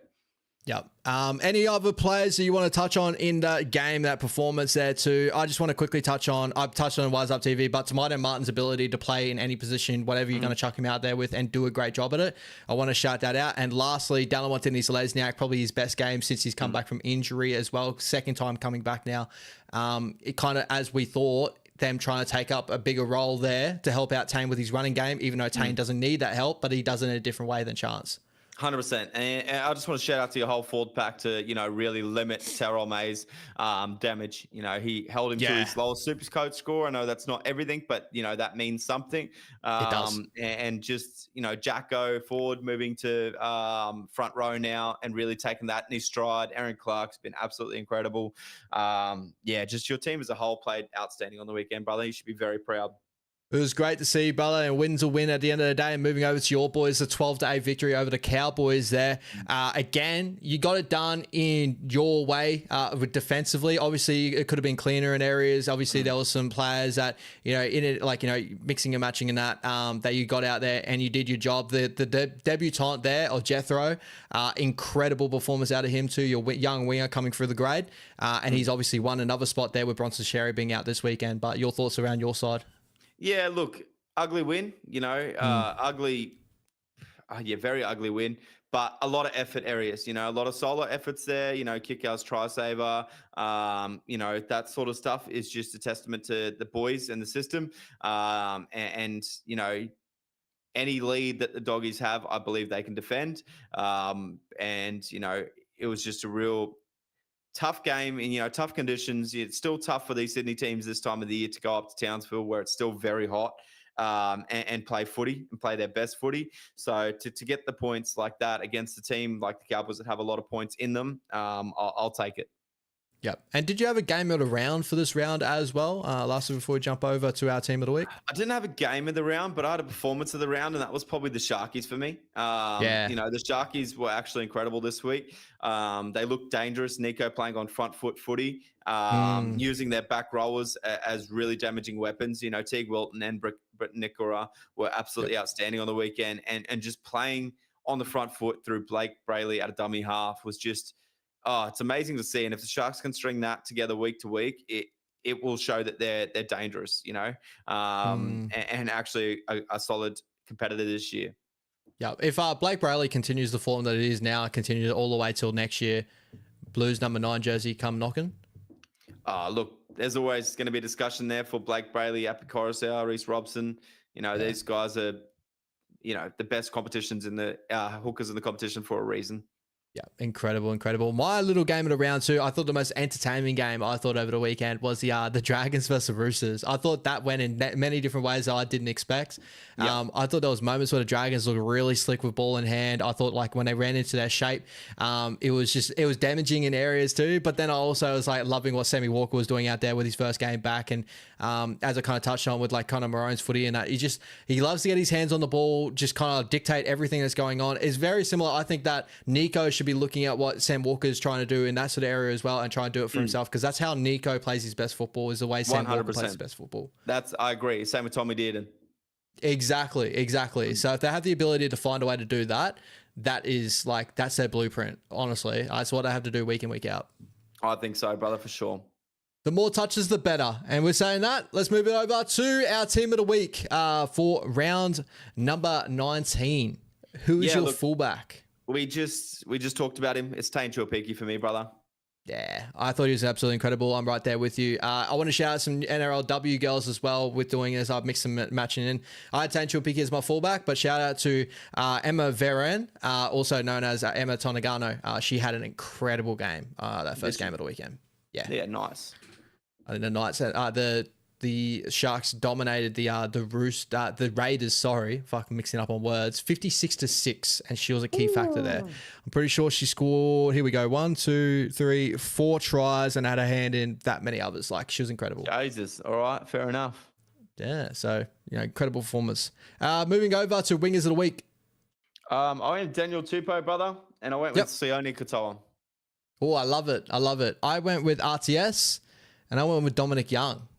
Oh, Dommy Young, really good in a poor Newcastle side. RTS can't argue. You couldn't argue with he went Dallin either, to be honest with you, brother. There's a couple of good week performances over the weekend.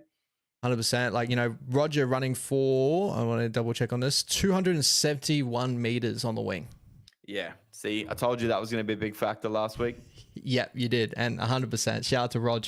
Moving over to the centers of the week. Yeah, this one annoys the fuck out of me, but it's Billy Smith and Isaac Tungo.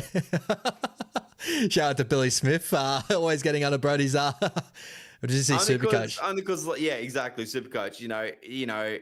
Really well, brung him in, really shit, sold him really well. Like, sums up Billy Smith on Supercoach for a lot of Supercoach holders, I believe. 100%. I went with Isaac Tungo, and again, I threw in some NRLW flavor. Isabel Kelly as an incredible performance over the weekend. If I went another guy that I was going to go Brady Best. I thought Brady Best was really, really good in the poor side as well. Yeah, look, he's got that ability, doesn't he? And make Yeah, sure in the chat you guys shout out as well if you guys think we're on, or if you guys think you exactly. had somebody else. Shout out to Tans. She's given us her one as always. Tans is a great footy eye, and we love her in the chat. Moving over to our halves of the week, who'd you have? Yeah, this one's pretty straightforward for me. CHT, brother, and Nico Hines. Mm-hmm. I'm right there with you, bro. I went with Nico Hines and Shania Stavita. I thought both incredible performances. Nico Hines, bro, what a week for him. Yeah, yeah. Look, please play like that every week, Nico. The NRL loves when we see that Nico Hines. Yeah, exactly right. Moving over to the front row, who'd you have? Oh, look, tough one this week. Tough one. I think I'm going to have guys completely different to you, but I had Stefano backing up from Origin, and I had Tolty from the Broncos. I followed you with Ben Tolty, bro. We started talking about front rowers. I was like, yeah, it was one of those weeks. I could have thrown up Jackson Ford, but then I kept thinking about, I thought Jacko had a great game over the weekend, but that missed tackle, stuff like that. I don't know. I was just thinking too deeply there, but I had Ben Tolty. And I thought that the Roosters front rower at the NRLW, Otessa Puli, I thought she was incredible as well. So shout out to her getting my front row of the week there too. I like it. Yeah, see, you're watching a lot of that. I'm not quite getting to those games, so I can't add on to the NRLW. And that's okay, brother. That's okay. That's why I love doing it, because I want to shout out just as many as we can. And you're great for your rugby league. There's your NRL stuff there too. Blake Brayley is my number 9. Is that your number 9? He's my number 9. He's my player of the week. He's my Supercoach god. He's everything. We will get to Supercoach very shortly, guys. And far out. Brodie's hit the nail on the head with that bloke right there. He's incredible. He is unbelievable. Moving over to edge back rollers of the week, who we have? Jaden Sewer, and this dude just doesn't leave my spot there at the moment. It's Ali Katoa. Yeah, that's exactly my 2 pairing there too. Jaden Sewer, incredible game over the weekend. I love to see that out of him, especially when he saw the guy do what he did in the Magic round. It's great to see him bounce back and stuff like that later on, like he has now. 100%. And I do want to shout out Amber Hall for the Roosters in the NRLW. I did see her performance. Good man. We love it. We love it. Moving over to that 13 jersey. Is it your man? No, it is Trent Liero. It is your man. That is your man from now on. Trent Liero, 13 to Origin, 13. He's another Kyle Felt for me, brother. I'm starting to realize. And talking to Brodie, so I missed this game live. I went and rewatched it yesterday. I put Trent Liero back in there as well. I had Aaron Clark. I thought again, Aaron Clark, his performance, the way he shut down Terrell May over the weekend, I thought he was incredible. But I had to go Trent Liero with the performance he put out there over the weekend. I did have / Aaron Clark. So, yeah, he got over 100. I can't remember what it was. I think it was 117, Tahi. Yeah, I think you're about that for Brayley. And quick honorable mention for Jeremy Marshall-King, who actually had a really incredible game in that Hookers game, just obviously got overshadowed by Brayley. But I think he was going for the record of most tackles, if you could pull that up, Ash. I think he had high 60s, maybe low 60s. Jeremy Marshall-King? Yeah, Jeremy Marshall-King. 65. There you go. So 65 tackles in that game against the Sharks. So incredible. And that's what happens when Blake Brayley chooses a run first mentality at times too, because when he's running, bro, he's so damaging as a ball runner. He's just never used it before. No, and I think it's great that he's doing it more. You know, when you got guys like Ads and Kafusi there as your front rowers, man, you know that the guys are going to be having one eye on those guys, and as soon as you get a quick play of the ball, bro, one marker, and that's what he's probably been told to do, because he's just going every time now. Exactly, man. And he's quickly peering up, like he's like skyrocketing up that list of top hookers in the game for me right now. Like he'll get hooker of the year this year. Yeah, I always thought he was underrated, like really underrated. But like now we're talking to a thing of like, I think that he could be right now maybe the top 5 hooker in the game. He's top 5. Yep, 100% this season for sure. And if he continues to build, like, you know, last season was good, this season's even better. Yeah, I can see that. Yep. Moving over to hit of the week. Mine is the young Bulldogs winger. I'm not even going to try and say his name. Renakama, I'm pretty sure his name was. Yeah. On Labour. He absolutely creamed him. And, you know, at first I thought it was going to get pinned for a high shot, but I'm glad it didn't, because it was absolutely beautiful of a shot. And the whiplash. I'll let you say yours, but I've also got a couple other honorable mentions as well. Oh, I love it. All right. So I went with NRLW in this one. I went with Uppy Nichols, our Warriors captain, our fullback, one-on-one with the Eels fullback, Abby Church, and put her on her back. It was a great shot. Okay. I'll have to look at that one. I didn't see it. Yeah, bro. Really, really good. NRLW, the Warriors and Eels. What was your other ones? Because I think there's going to be one of these that I have. Yeah, Jarrell Skelton on Tane Tuapiki. Oh, That bro, was- I feel for Tane. You know, it's not the first time I've seen him get cleaned up. Yeah. A couple other honourable mentions is Kickout's try saver and Yep. Shibasaki's try saver. I think that one, I don't know when that was. I don't know. I wrote it down. Can't remember what it was now, though.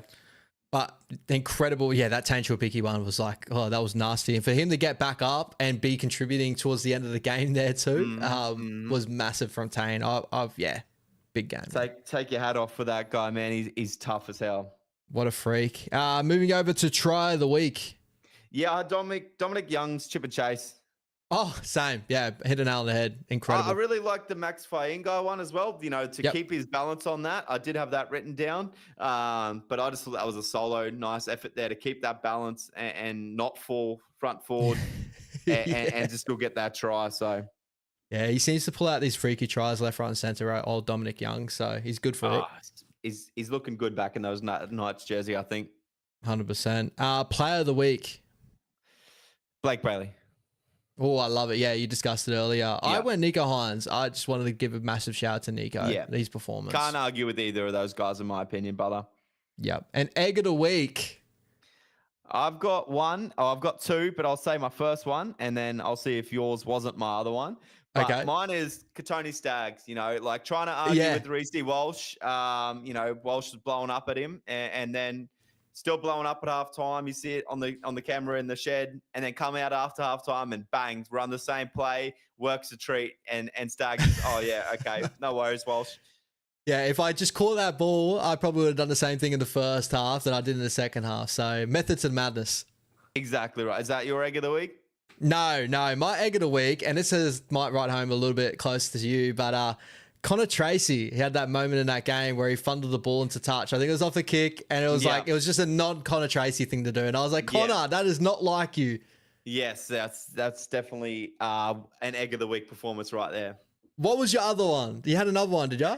My other one was Joshy Kerr on Thursday morning after Origin. That's a big one. Like sitting there going, you know, I think he's like a double agent or something. Like he's not calling forward passes. He's trying to let him back in the game.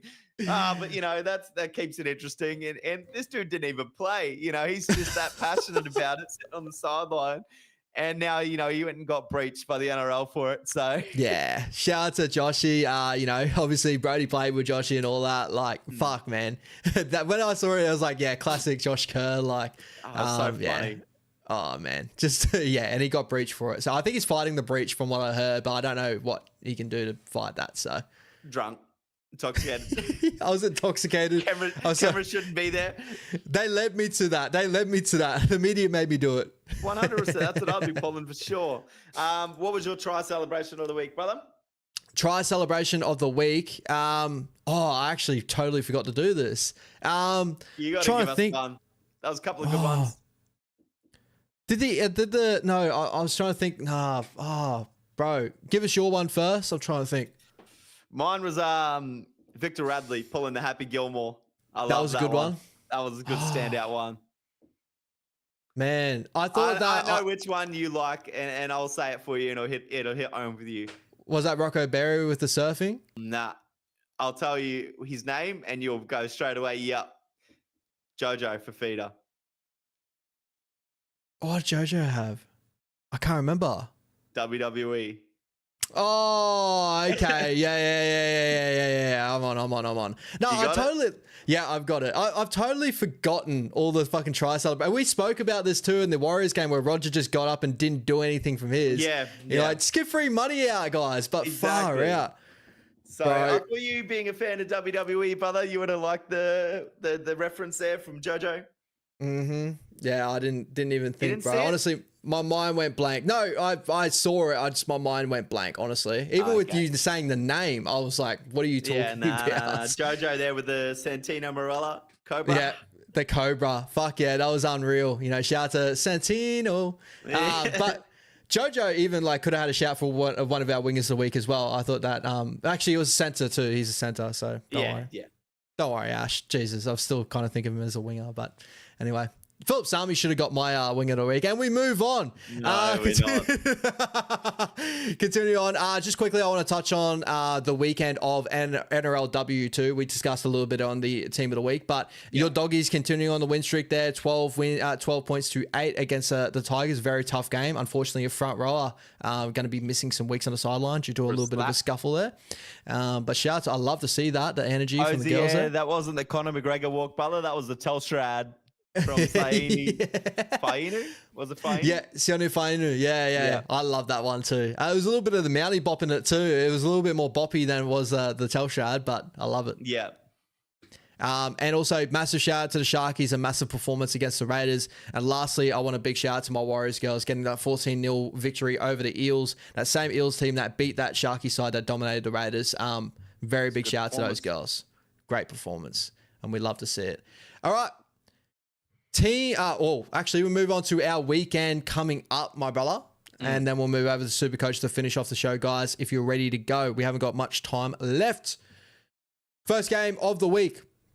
We have the Dolphins versus the Cowboys tomorrow night at Suncorp Stadium, brother.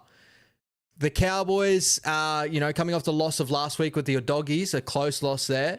Do you see them bouncing back and giving it a red-hot crack against the Dolphins? Or do you see the Dolphins finding their form again after losing to the Sharkies and trying to get back on a winning streak again?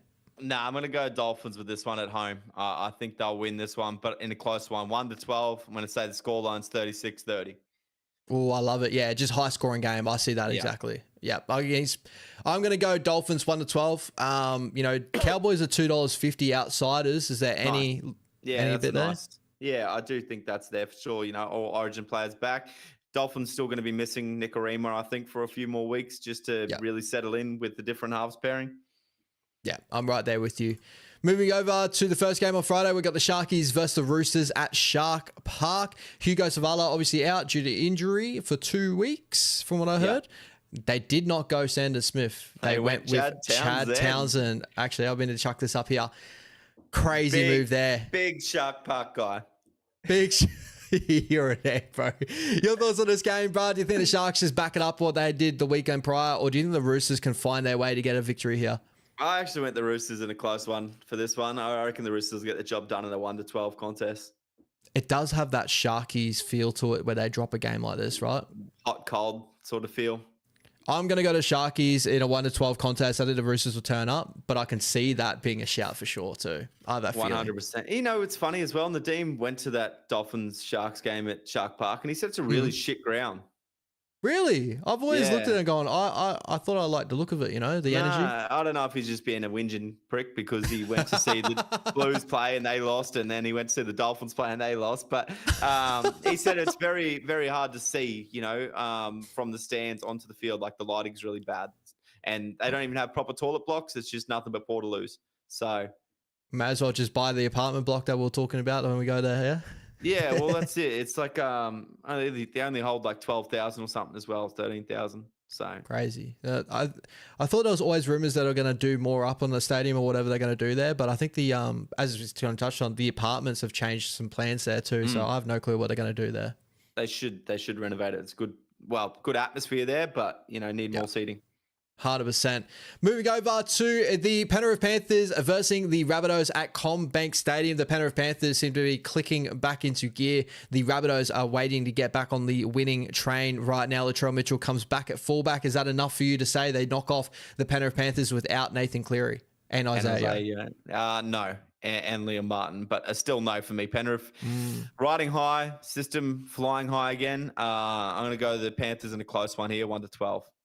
Yeah, I'm going to go to Panthers in a close one as well because I think Latrell's going to pull some stuff. But I think, the Panthers 1-12. Yeah, I think Latrell will have a killer game. So keep an eye you can out for feel Coach if you want him. You can feel it. The Canberra Raiders versus the Parramatta Eels at GIO Stadium. Do you think this is just going to be Raiders continuing on. Do you feel like there's going to be a game right now? You feel like the Raiders just going to not turn up in a way, or do you think they're just going to continue to do what they're doing? Not against the Eels. They're just going to continue on this week. In a couple of weeks when they get a couple of tests coming, for sure. But this week, I don't see it. I'm right there with you. I can't see at home the Canberra Raiders dropping this game. No. But worth the question. $4.75 for the Parramatta Eels. And probably worthy to be that $4.75, to be honest. Yeah, I agree. Moving over to your game of the weekend, brother. We got the Bulldogs versus the Dragons at a core stadium. The Doggies bouncing back from the Cowboys game last week. A nice win there. Well, a win is a win and jumping back. So hopefully in form here. The Dragons, obviously losing last week in a very competitive contest in moments. Lockie Galvin at 7. Do your Doggies get it done here? Brod's share is a big out, I believe. And I think we're going to miss him, but team's looking strong. And I just want to clear this up on my thoughts quickly and short and sweet here on the Galvin situation. Nothing but happy that he got dropped for the weekend just gone against the Cowboys. I believe he played that game we lost. I think he would have tried to go for a big moment that we didn't need instead of backing our system and potentially would have costed us the game. And that's no knock on Galvin. That's just a rush of blood that potentially would have happened. And that's what I did see in the Broncos game the week before. So I'm really glad we went away from him and just really backed our system in that Cowboys game. We're happy to win that game 12-8. It wasn't needing to get more points and really seal the deal. It was just a keep back. This week, though, I don't understand fully the move for dropping Sexton, but then I did a little bit of a research into a little article I seen that Toby Sexton hasn't registered a single line break this year. He's bottom 50 or something for line break assist, and he's really low on try assist as well. So I think now that we've got the rest of our boys back to full strength, it's a perfect time against a team like the Dragons to put in a Lockie Galvin, and it's his test this week to go, do you want this jersey for the rest of the year, or you're going to be playing cup the rest of the year? And that's what I would say. It's not probably what's happening. I think this is the look that they want to run in with, going, it's now or never if he's going to play finals this year with us, or if we have to just stick with Sexton the rest of the year. But that's my thoughts there. I'm really excited to see how he goes starting this game. He's going to have Critter inside of him the whole game. Outside of him the whole game. Burton on the other side pulling his strings, and I just hope that he does really well and we can build on it. So that's my thoughts just quickly on this. Yeah, no, great thoughts, bro. Yeah, I pretty much just got to echo every bit of your thoughts there, bro. I think you've summed that up, better than I probably could in this moment too. I'm right there with you. I think that Galvin, in games last week, you would have saw maybe he try to go away from the system, and sometimes that hurts him, and that usually happens from a guy like a Galvin, like come from the Tigers where he was the man, he was wheeling and dealing and doing those things. He just needed to learn to get embedded into the system. They're obviously ripping the Band-Aid off now. Obviously no Toby Sexton next year, so I believe in that sort of move of like, yeah, all right, I can see why he's doing it now. And hopefully he has a great game on the weekend. That's my biggest thing, because I hope so. I hate seeing like just everything get pinned on just one thing, and we've always discussed it's not on just this one thing. But this definitely is a major thing for the Doggies for him to float here in that 7 jersey. 100%. And to answer your question, Hosey, Doggies 13 plus, Karaz double. Oh, I love it. And we'll talk Supercoach a little bit later on too with that one, because that's a great little shout there. I'm going Doggies 1-12. I think the Dragons are going to find little bits of moments, but I think the Dogs will end up coming out with a little victory there in 1-12. Blow them away late. Smash him, brother. Smash him. We got the Melbourne Storm versus the Manly Seagulls at Amy Park, 7:35 on a Saturday. I make that because it's not a day game for Melbourne. We know what happens with day games with Melbourne Storm footy. Not too many changes going on here. Cam Munster comes back in for the Melbourne Storm. Obviously, no Ryan Papenhuyzen is the big news here still with the calf injury. Do you think that's enough to say that Manly can get it done here in Melbourne? Nah, I think it'll be a really close one, though. I think Manly's got a chance, and I like the odds at 340. But I do think Melbourne should just roll back into business here and get a nice little win. I reckon 1-12.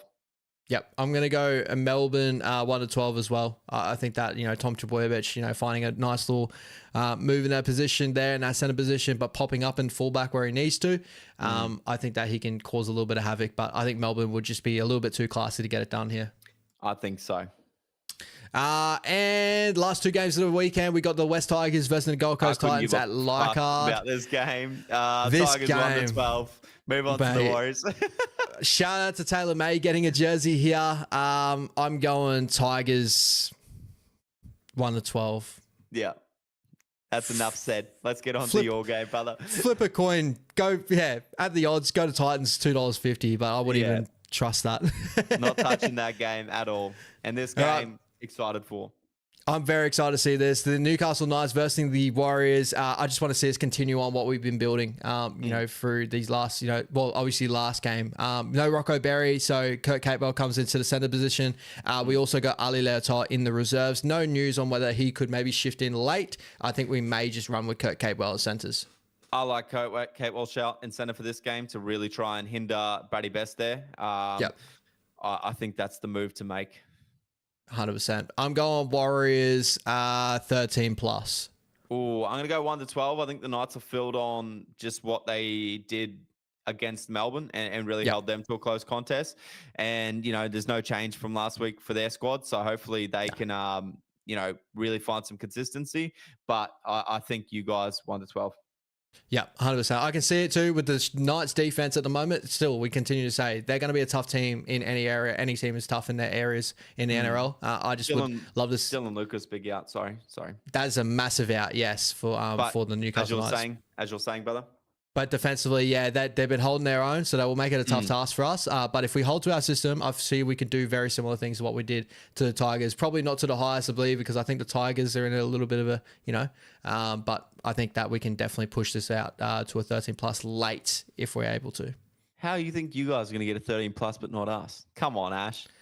I just honestly think it's going to take a little bit of time with Galvin. I think that's going to be okay. I think that, overall the combinations for building, it's more so, I just think that over time, I think that's going to take time to build. I'm going to message you as soon as it's 13 plus. I hope you do. And I hope you do it with a big smile on your face, because that's what I want to see, bro. It'll be a voice message going, hey, Ash. What's the fucking score? I'm not doing it to hate on your side, but bro, Lockie does enough hating on our side, so we can keep it to him. Because best believe you're going to get messages if the Dragons go ahead at all. He can't talk. I don't want to hear it from a Titan supporter. All right, moving over to our Supercoach, guys. If you got any questions to Supercoach, quickly chuck them in a chat. We're probably going to go for another 10 or so minutes. We're running a little bit over time, but just got other little prior commitments to go to, so. Man of the people here, but Ash needs to get all nice and fresh. Go spoil his missus. Yes, I got to try, guys. I got to try. This ugly mug's got to clean up someday. So, sure. We all love it, Ash. Thank you, brother. You're an egg. All right, moving on to Supercoach. We got this week for me, my trade-ins for this week.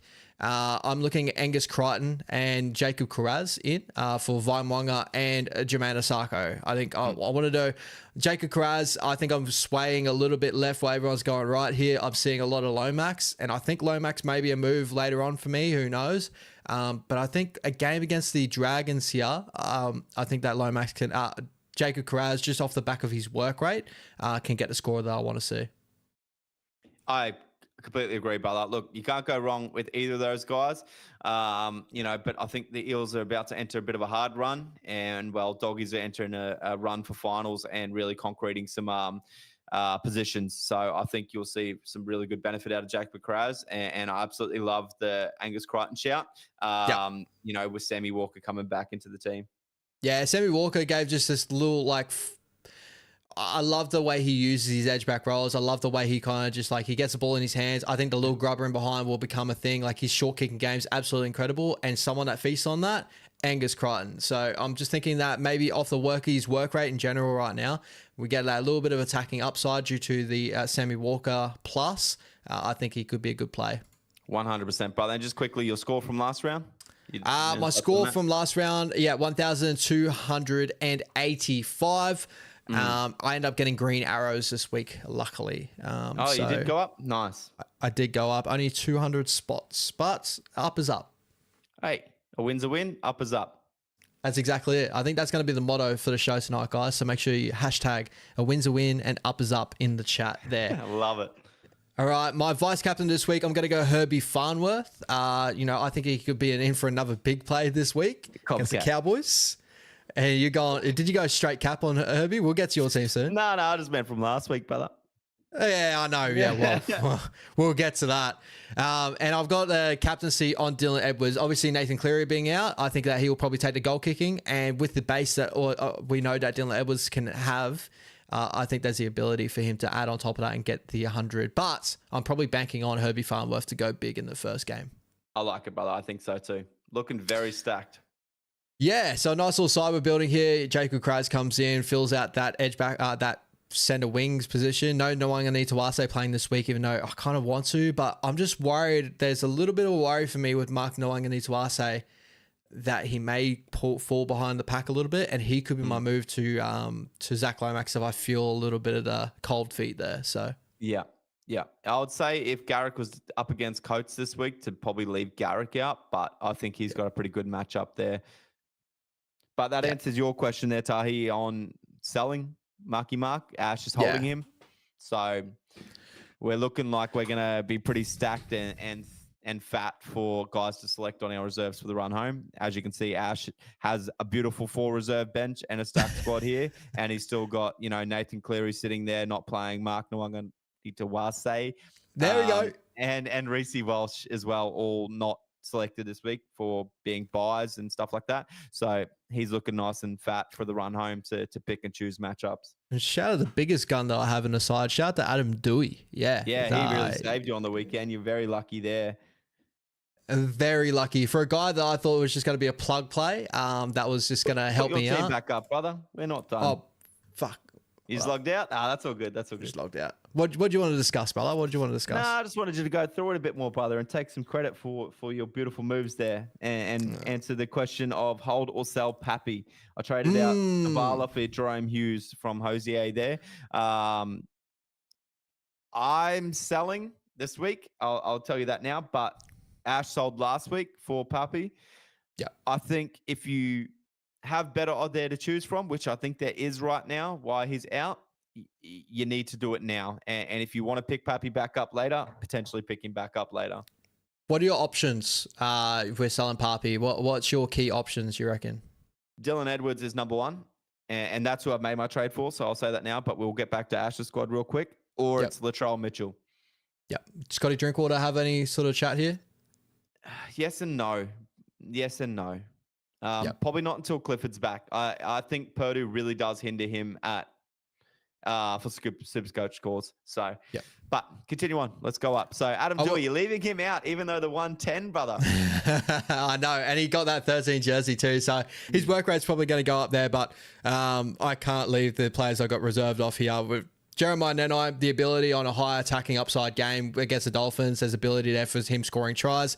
Galal Matangi, we know what he can produce, so I'm hoping that in a game there that he can go out there and get his base stats of 70s and stuff like that.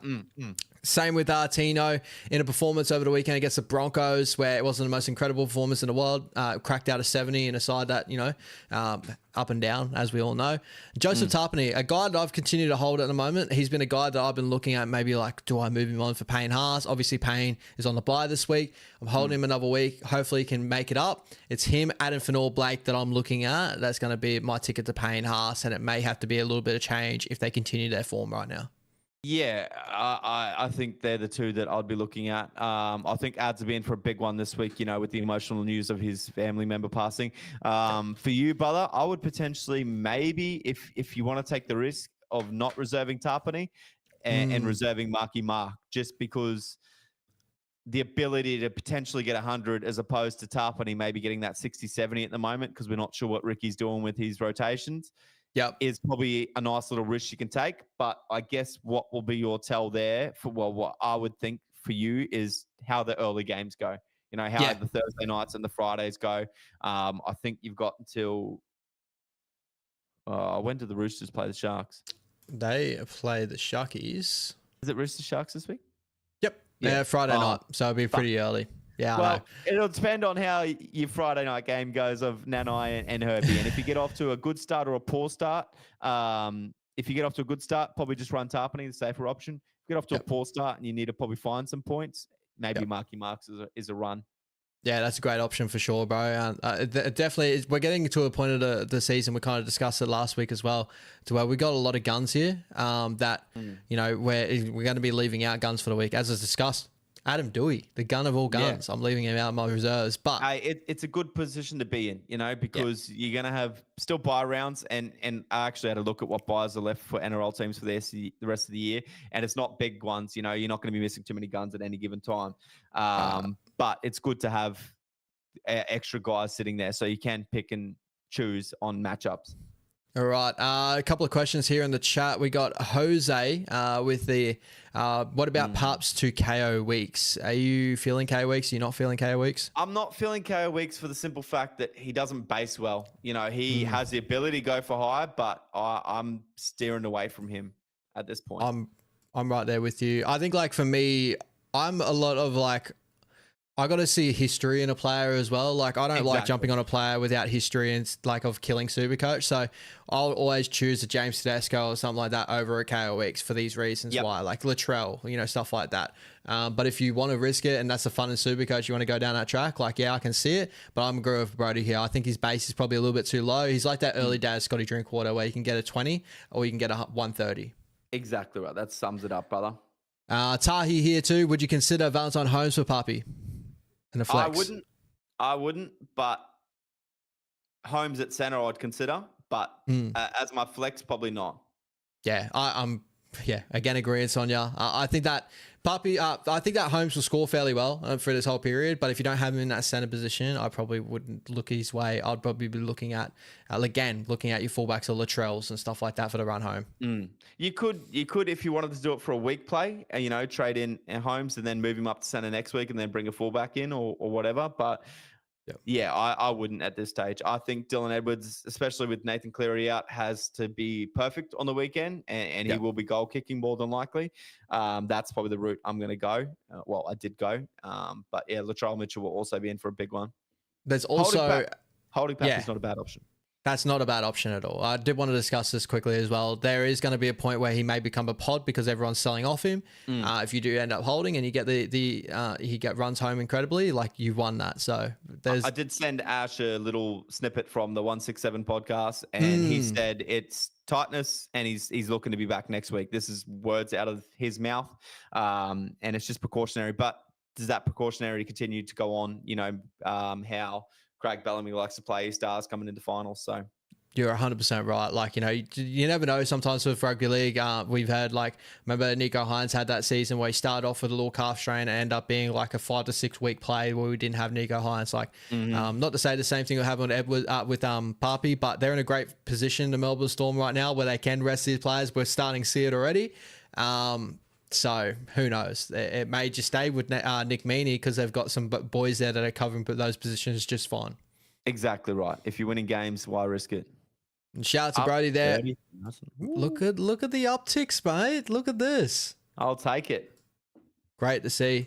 Seasonal rank of 5,729, and he is moving up fast. Especially if you've used all that salary that you had before. I love to see it. Yeah, 2 big changes this week. Massive changes. Hudson Young coming in for Viliami Kikau and Dylan Edwards coming in for Ryan Papenhuyzen. Hudson Young, first of all, great move. I love it. You know, he's a season-long gun. He's shown it this year. Give us your reasoning there. This one hurts me because I know Viliami Kikau's been good and he's been a good pod for me, but especially now with Galvin coming into right side half, I would probably lean towards Preston, and a lot of Viliami Kikau's effort areas go unnoticed on Supercoach because you can't score for, like, charging down a kick and stuff like that.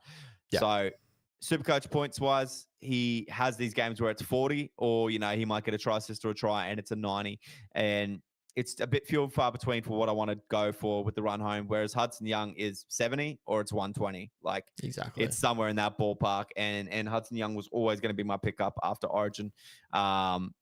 I could just make it this week, which was the way to go. And it leaves me a little short for trades on the run home, but I've got enough depth there already in my team that I'm happy with.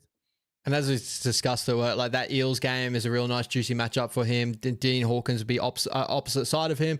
He can cause a lot of terror there. And, you know, not being in that Raiders squad for the last couple of weeks as well, I'm sure he'll want to come back and have some impact, especially after Origin. So he just seems like one of those type of players. We always know, like Hudson Young, he's always going to compete no matter what, and he always finds a try line. So I wouldn't be surprised if he goes a big score there for you. And Ryan Papenhuyzen, you went from him to Dylan Edwards, as you discussed before. He's your top move that you wanted for him. You know, obviously kind of touching a little bit, but continue on.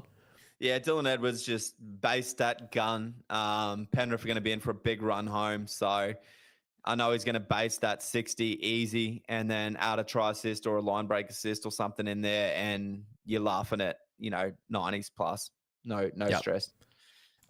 Score from the weekend, 1,347. And we're saying that with your trades as well. Jose's got a nice question here. Are you worried about the Raiders bye in round 24? I'm probably going to know your answer here, but give us your answer. Yeah, nah, not at all. So if you look at my squad this week, my 4 reserves are Nikora, Tino, Lomax, and Travojevic. I still have the likes of Karapani, Ezra Mann, Sione Katoa, Nathan Cleary, and Payne Haas, all without a reserve spot right now. Yep. So, yeah, not the slightest bit worried. He's my only Raiders player, so I'm only going to miss one player. You know, and I think the Dolphins have a bye.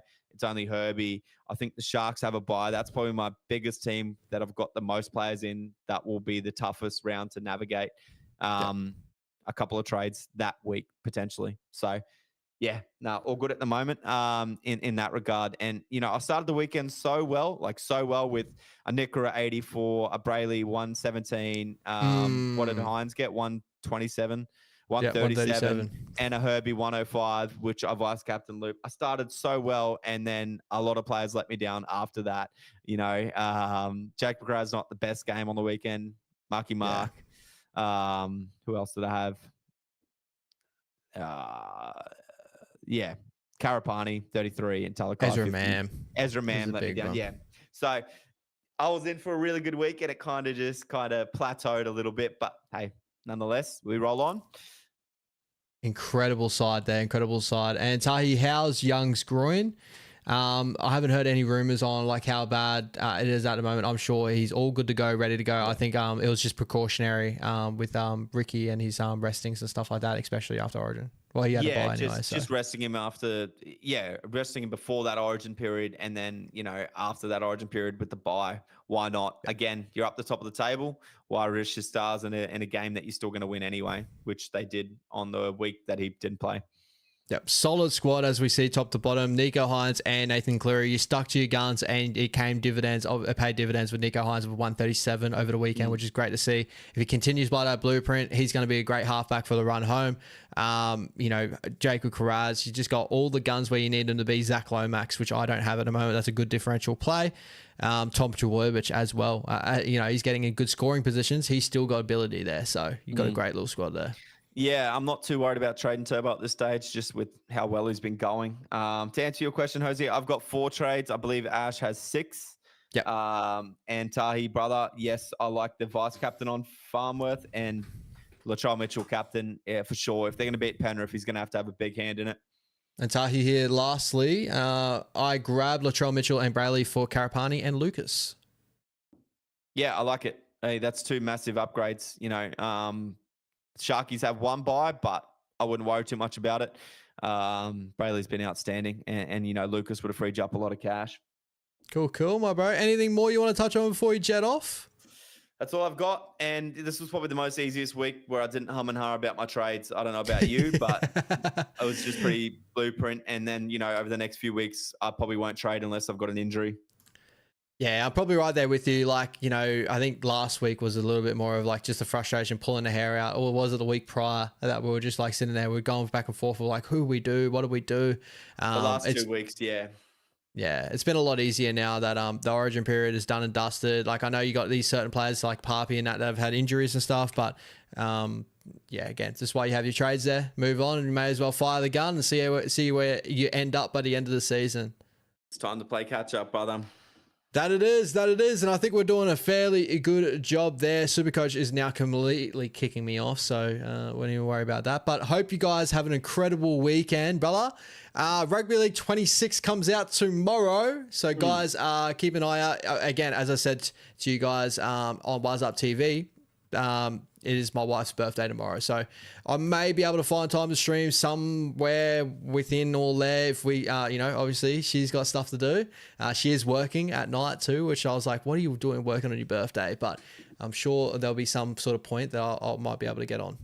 Ash has a TV set up in the dog kennel just for these nuts. Yeah, 100%. It's got a good internet connection too. So shout out to the dogs.